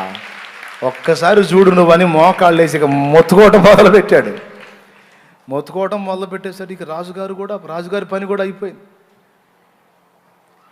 రాణిగారు వచ్చి సరస సల్లాపాలు మొదలు పెడితే అక్కడ అనే పని. దేవునికి స్తోత్రం కలుగును కాదు. ఎందుకు నా బతికి ఇలా అయిపోయింది? ఏం జరిగింది? నేను అసలు నా తత్వానికి భిన్నంగా మారిపోతున్నాను ఏంటనే డౌట్ వచ్చింది రాజుకి. చిన్నగా మంత్రితో పంచుకున్నట్టున్నాడు, నా పరిస్థితి కూడా అంతే ఉందని చెప్పి ఉంటుచ్చు రాజు, మంత్రి, అందరు రాజ్యంలో అందరి పరిస్థితులు. అప్పుడు శకునము చూశారు. ఐగుప్తీయులకి శకునము చూడటం అలవాటు. వాళ్ళ శకునాలకు అందల. ఏం జరిగింది? మన రాజ్యంలో అందరూ కూడా ఇలా బలహీనపడిపోయి నపుంసకులుగా మారిపోవడానికి కారణం ఏంటి అన్న ప్రశ్న వాళ్ళకు తలెత్తినప్పుడు రాజైన ఫరో ఆవేదన పడ్డాడు. లేకపోతే అసలు వాళ్ళకి ఆ ప్రశ్న ఎందుకు వచ్చేది? అబ్రహాముని పిలిపించడం ఎలా జరిగేది? ఏదో ఒక సమస్య ఏర్పడింది అక్కడ. ఎవరిని బట్టి? నోరు తెరిచి చెప్పండి. తన దాసుడైన అబ్రహాము భార్యకు శారాను బట్టి. ఏదో మొత్తానికి ఒక వ్యవస్థే కంగు తిన్నట్టు అయిపోయింది. అప్పుడు ఆలోచనలో పడి, సృష్టికర్తవైన దేవ, అసలు ఏం జరిగింది నాయన? నేను చేసిన దరిద్ర పని ఏదన్నా ఉంటే నాకు తెలియజేయమని ఆడు మొత్తుకున్నాడు. అప్పుడు దర్శించాడు దేవుడు.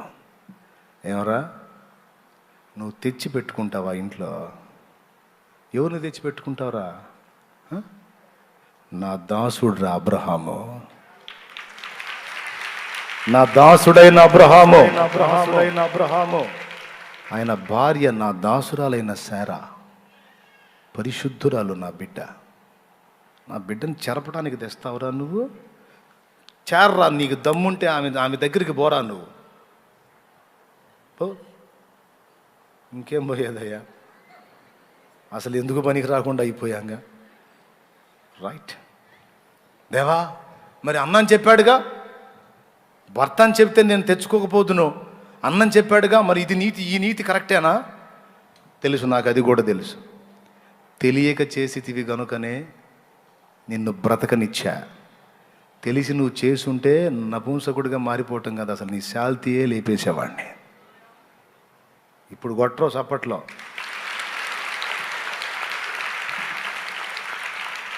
దేవునికి స్తోత్రం. హల్లెలూయా. నువ్వు తెలిసి ఈ పని చేస్తుంటే నీ శాల్తీయే గల్లంత అయిపోయేది. ఎంత కాపుదలో చూడండి. ఇప్పుడు నువ్వు 100 కాపుదాలు కాస్తే మాత్రం అంత పని చేయగలుగుతావు నువ్వు? అదే నువ్వు మోకాళ్ళుని, నీ భర్తని, నీ భార్యని, నీ బిడ్డల్ని నువ్వు రోజు దేవునికి అప్పచెప్పు. ఎవడైనా నీకు దుర్మార్గం చేయడానికి ప్రయత్నం చేసినా వాడు అట్ట అయిపోతాడు యేసు నామంలో. ఇంకేంది నీకు? ఇంకేందబ్బాయ్? యేసు నామంలో ఇంకా అసలు ఎందుకు పని రాకుండా పోతాడు వాడు. ఏమ్మా ఎందుకు మరి? నువ్వు కూడా చేయాల్సింది అదే. వెళ్ళొచ్చావా? చూసి వచ్చావా? ఈ సోదొద్దు నీకు. నువ్వు మోకాళ్ళుని ఆయన సంగతి నువ్వే చూసుకో ప్రభా. ఏ సైతాను చేతిలో పడకుండా నువ్వే చూసుకో ప్రభా. నువ్వు మొర్రపెట్టు, దేవుడు చూసుకుంటాడు. నీకు, నీ వారికి ఆయన కాపుదలు ఇస్తాడు. దేన్ని బట్టి అంటే నీ విజ్ఞాపన. హల్లెలూయా, హల్లెలూయా, హల్లెలూయా. ఇక నువ్వు 100 చెప్పు. తాగుడు మానుకోమన్నా మానుకోడు, వ్యభిచారం మానుకోమన్నా, ఏది మానుకోమన్నా నువ్వు చెబితే వాడినడవు. ఎందో ఆ పిల్లలు ఎనరో ఆయన మాట్లాడాలి. ఎవరో ఆయన మాట్లాడితే ఎగ్దం మారిపోతారు. వచ్చి మోకాళ్ళుని యేసయ్య స్తోత్రం అని మోకాళ్ళు వేసి మొర్ర పెడతారు. విజ్ఞాపన అంటే చిన్న విషయం కాదు, అంత పవర్ ఉంది. చేతబడి మాంత్రికుడు పనోడు, వాడు మాంత్రికుడు పనోడు, 100 మాంత్రికులు కూడా ఈ దెబ్బలో జాలరు. దేవునికి స్తోత్రం కలుగును గాక. హల్లెలూయా. ఎవరో 100 మాంత్రికులు వాళ్ళ యొక్క పనితీరులు అన్నీ కూడా దీని ముందు పనికిరావు. ఎందుకంటే ఇది డైరెక్ట్గా సృష్టికర్తతో. వాళ్ళు నీకెళ్ళి చూస్తున్నారు.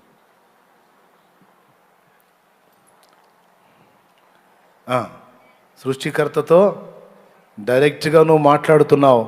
డైరెక్ట్గా అక్కడి నుంచే సమాధానం పొందుతున్నావు నువ్వు. ఆయనను అడిగితే నీకోసం దేన్నైనా స్తంభింపజేయగల దేవుడు ఆయన. గట్టిగా స్తోత్రం చెప్పండి. హల్లెలూయా. కూర్చోదమ్ముడు, వద్దులే కూర్చో. కాబట్టి ఏం చేయాలా? ఫ్యామిలీ కొరకు పిల్లలైనా, భర్త అయినా, భార్య అయినా, పరిస్థితులైనా కనీసం ఫ్యామిలీలో ఒకళ్ళన్నా దీపంలాగుండి కుటుంబానికి ఒక ప్రాకారం వేసేటట్టు కాపుదలగా, కాపలా వాళ్ళుగా ఉండేటట్టు జాగ్రత్త పడాలి. రెండవది, దేశం కొరకు, అధికారుల కొరకు, మనుషులందరి కొరకు అన్నాడు. ఇది రెండవది. ఎందుకంటే మన క్షేమం కోసం అన్నాడు. Okay, right. మిగిలినవి ఈసారి ఎప్పుడన్నా చెప్తాను. మరి ఇంతవరకు మీరు విన్నారు కదా, దీన్ని బట్టి ఒక తీర్మానానికి వచ్చి ప్రార్థన చేయండి. మిగిలినవి నేను తప్పకుండా తర్వాత మీకు అందిస్తాను. వచ్చే వారాల్లో నేను అందిస్తాను. చాలా విషయాలు ఉన్నాయి, ఒకటొకటిగా మీకు అందిస్తాను. నోవహు ఒక్కడే నీతిపరుడని చెప్పబడింది, కానీ ఫ్యామిలీ కాపాడబడింది. Praise the Lord. లోతు ఒక్కడే నీతిమంతుడని చెప్పబడింది, కానీ కుమార్తెలు కూడా కాపాడబడ్డారు. అబ్రహాము దేవునితో నడిచిన వాడు. తన భార్య అయిన శారాను ఫరో రాజు, అలాగే అబీమెలెకు అనే రాజు కూడా తీసుకెళ్ళినప్పుడు ఇదే చేశాడు. శారా క్షేమంగా, పరపురుషుడు తన మీద చెయ్యి వేయకుండా సురక్షితంగా బయటకు వచ్చింది. 65 ఏళ్ల వయసులో ఎంత అందం! అదే అందం 85 ఏళ్ల ప్రాయంలో కూడా అంతే ఉంది. 85 ఏళ్ల ప్రాయం దాటిన తర్వాత అబీమెలెకు కంటబడింది. ఆయన కళ్ళను ఆకర్షించింది. 85 ఏళ్ళు అంటే ఇక్కడ మనకు బామ్మగారు, టాప్ బామ్మగారు. కానీ 85 ఏళ్ల ప్రాయంలో కూడా శారా అందం. అబీమెలెకు రాజు ఆకర్షింపబడ్డాడు. ఆదికాండం 20లో ఉంటుంది, ఫరోదేమో 12లో ఉంటుంది. నేను చెప్పిన అబీమెలెకు స్టోరీ ఏమో 20లో ఉంటుంది, చూసుకోండి. 17లో వాళ్ళ వయసు వచ్చేసి ఎంతుందో, 20లో ఎంతుందో గమనించండి. మీకు అర్థమైపోయింది. ప్రిలారా, మీరు ఆలోచించాలి. దేవునికి విజ్ఞాపన చేయటం ద్వారా ఎంత దీవెన దాచబడి ఉందో, ఎలాంటి కార్యాలు దేవుడు జరిగిస్తాడో. ఇదంతా కుటుంబంలో ఒక్కళ్ళైనా దీపంలాగుండి చేతులెత్తే వాళ్ళై ఉంటే జరిగిద్ది. అందరే పనికి మాలినోళ్ళై తెలివి తక్కువ రకాలైతే ఇక నేను చేయగలిగిందే లేదు. ఈరోజు ఈ మాటలు నువ్వు విన్నావు గనుక కనీసం విన్న నువ్వు పురుషుడివి కావచ్చు. స్టార్టింగ్లో నా ఫ్యామిలీకి నేనే విజ్ఞాపనకర్తగా ఉన్నా. నా కుటుంబంలో అంత ప్రార్థనా పరులు ఎవరూ లేరు. అంత లోకానుసారులు, లోకంలో నుంచి దేవునిలోకి వచ్చిన వాళ్ళు అటు ఇటుగా ఉన్నారు. ఫస్ట్ దేవుణ్ణి గాఢంగా తెలుసుకుంది నేనే. కుటుంబం పక్షంగా మొదట చేతులెత్తి మొర్ర పెట్టింది నేనే, కన్నీరు గార్చింది నేనే. వాళ్ళకి నేనేం చెప్పలా, రొదబెట్టలా, నసబెట్టలా, శోధించలా. మొర్ర పెట్టడం మొదలుపెట్టా. నెల తిరిగేసరికి ఒక్కొక్కడు క్యాచ్ అవ్వటం మొదలుపెట్టారు. రోజు నాకు అదే పని, మా వాళ్ళని పట్టుకో ప్రభువా, నేను చెబితే వినరు నాయన, నువ్వు మాట్లాడు. ఆయన కార్యం చేసిన దాకా రోజు గోజులాడుతూనే ఉన్నాను. మొత్తాన్ని పట్టుకున్నాడు. బంధువుల్ని కూడా పట్టుకున్నాడు, వాళ్ళ కోసం కూడా చేశా. స్నేహితుల్ని కూడా పట్టుకున్నాడు, వాళ్ళ కోసం కూడా చేశా. మరి నేను చెబుతూ తింటారా? అందుకే నువ్వే దర్శించని వారి పక్షమున విజ్ఞాపన చేశా. అది ఆలకించి నా స్వజనులు అయితేనేమి, నా స్నేహితులు అయితేనేమి, బంధువుల వర్గంలో అయితేనేమి, నా సొంత ఫ్యామిలీ అయితేనేమి, దాదాపు నా స్పర్శ తగిలిన వాళ్ళందరూ కూడా బాప్తీసం పొందే ఉన్నారు. దేవునికే మహిమ. మరి నేను పురుషరత్నాన్నే, నాకు కూడా కొంతమంది ప్రార్థన చేయాలంటే ప్రిస్టేజ్, నేను చేసే అంటుంటాడు. నువ్వు చేయకపోతే మీ తాతయ్య చేస్తాడా? ఎవరు చేస్తారు బాబు? నీ ఫ్యామిలీ కోసం నువ్వు చేయాలి. నువ్వు మీసాలు పుడితే పెద్ద ఇదే అయింది. నువ్వు దేవుని ముందుకు వచ్చేటప్పటికి ఎవడైనా మోకాళ్ళు వేయాలి, అయ్యా అనాలా. ఎచ్చులు పడకూడదు దేవుని దగ్గర. ఏం పడకూడదు? బ్లంట్గా చెప్తున్నానులే, ఏం పడకూడదు? అది ఓవర్ యాక్షన్ చేయకూడదు. దేవుని ముందుకు వచ్చేటప్పటికి దీనుడైపోవాలి, స్త్రీ అయినా పురుషుడైనా. నువ్వు ఎంత విద్యావేత్తవైనా, ఎంత అధికారివైనా, ఎంత చదవరివైనా, ఎంత పెద్ద ఉద్యోగం వెలగబెట్టినా, కోట్లకు పడగలెత్తిన కోటీశ్వరుడు అయినా, దేవుడు అనగానే మోకాళ్ళు వేయాలి. అది దేవుని బిడ్డ లక్షణం. నేనే ఆ ఫీలింగ్లే వీలే, నేను చేసేది అనలా. అందరూ నిద్రపోతున్నారు, నేనన్నా మేలుకోపోతే వాళ్ళు మొత్తం పోతారుగా. కాబట్టి వారి పక్షంగా నేను మేల్కొన్నా. ఈరోజు నా ఫ్యామిలీని రిక్వెస్ట్ చేస్తున్నాను, నేను అలసిపోయాను, నా పక్షంగా మేల్కోండి అని. అటు కుటుంబాన్ని ఇటు సంఘాన్ని అడుగుతున్నా. ఆత్మీయ పోరాటంలో దావీదు సైతం సొమ్మసిల్లిన ఘట్టాలు ఉన్నాయి. ఈరోజు ఈ ఆత్మీయ పోరాటంలో నేను కూడా నా యాత్రలో సొమ్మసిల్లి అలిసిపోయిన ఘట్టాలు ఉన్నాయి. నీకేముంది, చిన్న వయసేగా, నీకేమో ఎంత వయసు అయింది, నువ్వు అలిసిపోవటం ఏంది, నువ్వేం ముసలోడు అయ్యావంటారేమో. అలసటకి ముసలితనం యవనప్రాయమని కాదు. ఆత్మీయ యాత్రలో శత్రువులు చేసేటువంటి గాయాలు బయటికి కనపడవు. మనసుని చిత్రవద చేసి ఉంటాయి, చీల్చి చెండాడు ఉంటాయి. మనసు గందరగోళం, గాయాల పాలై ఉంటుంది. అందరికీ తెలియదు ఈ సంగతి. కాస్త విషయం ఉన్న వాళ్ళకి అర్థమైంది నా బాధ. మీ అందరికీ అర్థమవుతుందా? నా ఫ్యామిలీ కోసం చేతులు ఎత్తిన నేను ఈరోజు సంఘం కోసం చేతులు ఎత్తుతున్నా. ఎందుకు తెలుసా? ఆ చిన్న కుటుంబం ఈరోజు 1000 మంది ఆ కుటుంబంలో సభ్యులుగా చేర్చబడి ఒకటే కుటుంబం అయిపోయింది. ఆనాడు ఉన్న కొద్ది మంది కోసం అయితే ఈరోజు 1000 మంది కొరకు నా చేతులు లేవాలి. నా చేతులు లేవకుండా, నా నోట వాక్కు విడుదల కాకుండా, నేను ఆయన పనిలో ఉల్లాసంగా పాలు పంపులు పొందకుండా, మానసికంగా, శారీరకంగా, ఆత్మీయంగా రకరకాలుగా నఖముఖాల దాడులు. సాతాను ఎవరిని టార్గెట్ చేస్తాడో తెలుసా? మీ అందరినీ కాదు, నన్ను మెయిన్గా టార్గెట్ చేస్తాడు. ఎందుకో తెలుసా? నేను ఒక్కడిని పడ్డాను అనుకో, నన్ను గుర్తించిన వాళ్ళు ప్రత్యక్షంగాను పరోక్షంగాను వెంబడించే వాళ్ళందరూ కొలాప్స్ అయిపోతారు. అందుకే ప్రతి సంఘంలోనూ ఆత్మీయ నాయకుడిని టార్గెట్ చేస్తాడు సాతాన్. లోకాశల్లో పడేయటానికి, లైంగికమైన పాపంలో పడేయటానికి, ధన వ్యామోహంలో పడేయటానికి, గర్వం అనే పాపంలో పడేయటానికి, జీవపుడంబం అనే పాపంలో పడేయటానికి, శరీరానుసారత అనే పాపంలో పడేయటానికి, సోమరితనం అనే పాపంలో పడేయటానికి, నిద్రమత్తు అనే పాపంలో పడేయటానికి, లోకాశలు అనే పాపంలో పడేయటానికి రకరకాలుగా దాడి.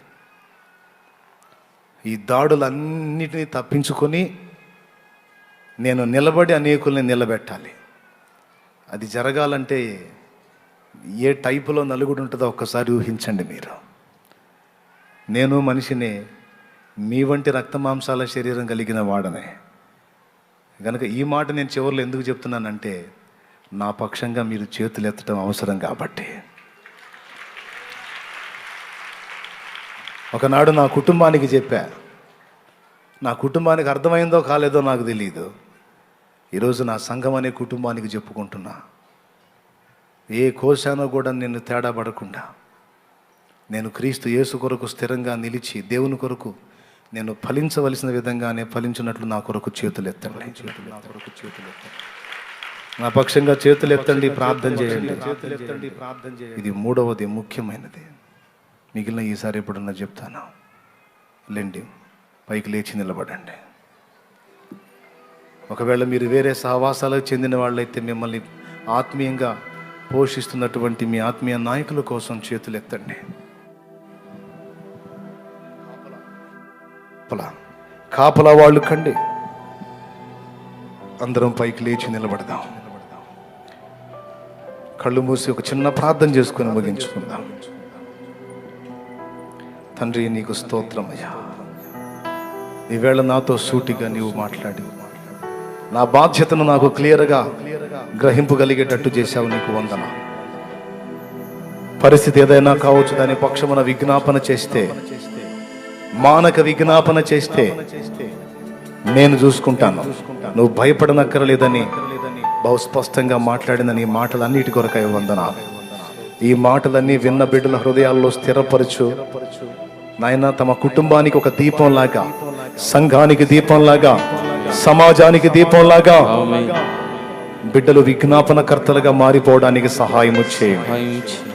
సంఘములో అక్కర గల వారి యొక్క అక్కర తీర్చబడినట్లు సమృద్ధి సంఘంలో ఎప్పుడు ఉండునట్లు జోక్యం చేసుకోండి. ఏ ఒక్కరిని, బీదల్ని, దిక్కులేని వారిని, విధవరాండ్రను, అనాథలను తృణీకరించకుండా అందరికీ వారి వారి అక్కర కొలది సహాయపడటానికి సంఘములో ఎల్లప్పుడూ సమృద్ధి నివసించుగాక. కనికరించి మా బిడ్డలందరినీ పేరు పేరున దీవించమని స్తుతి మహిమ మీకే చెల్లిస్తూ యేసు నామములో వేడుచున్నాము తండ్రి, ఆమేన్. పరలోకమందున్న మా తండ్రి, నీ నామం పరిశుద్ధపరచబడును గాక. నీ రాజ్యం మాకు వచ్చును గాక. నీ చిత్తము పరలోకమందు నెరవేర్చినట్లు భూమి మీద నెరవేర్చు. మాకు కావలసిన ఆహారం నేడు మాకు దయచేయండి. మా పట్ల అపరాధము చేసిన వారిని మేము క్షమించిన ప్రకారం మీరు మా అపరాధాలు క్షమించండి. మమ్మల్ని శోధనలోకి తేక దుష్టు నుంచి కీణించి తప్పించండి. ఎందుచేతనగా రాజ్యము, బలము, మహిమ, శక్తి సర్వము నిరంతరము నీవై ఉన్నావు తండ్రి, ఆమేన్. చెప్పండి ఒక తీర్మానం. మీరు దీపంగా ఉంటారా, కుటుంబానికి శాపంగా ఉంటారా? కుటుంబానికి అన్నా, సంఘానికి కూడా, ఆఖరికి దైవజనుడికి కూడా. చేతులు ఎత్తుతారా? ఇక ఈరోజు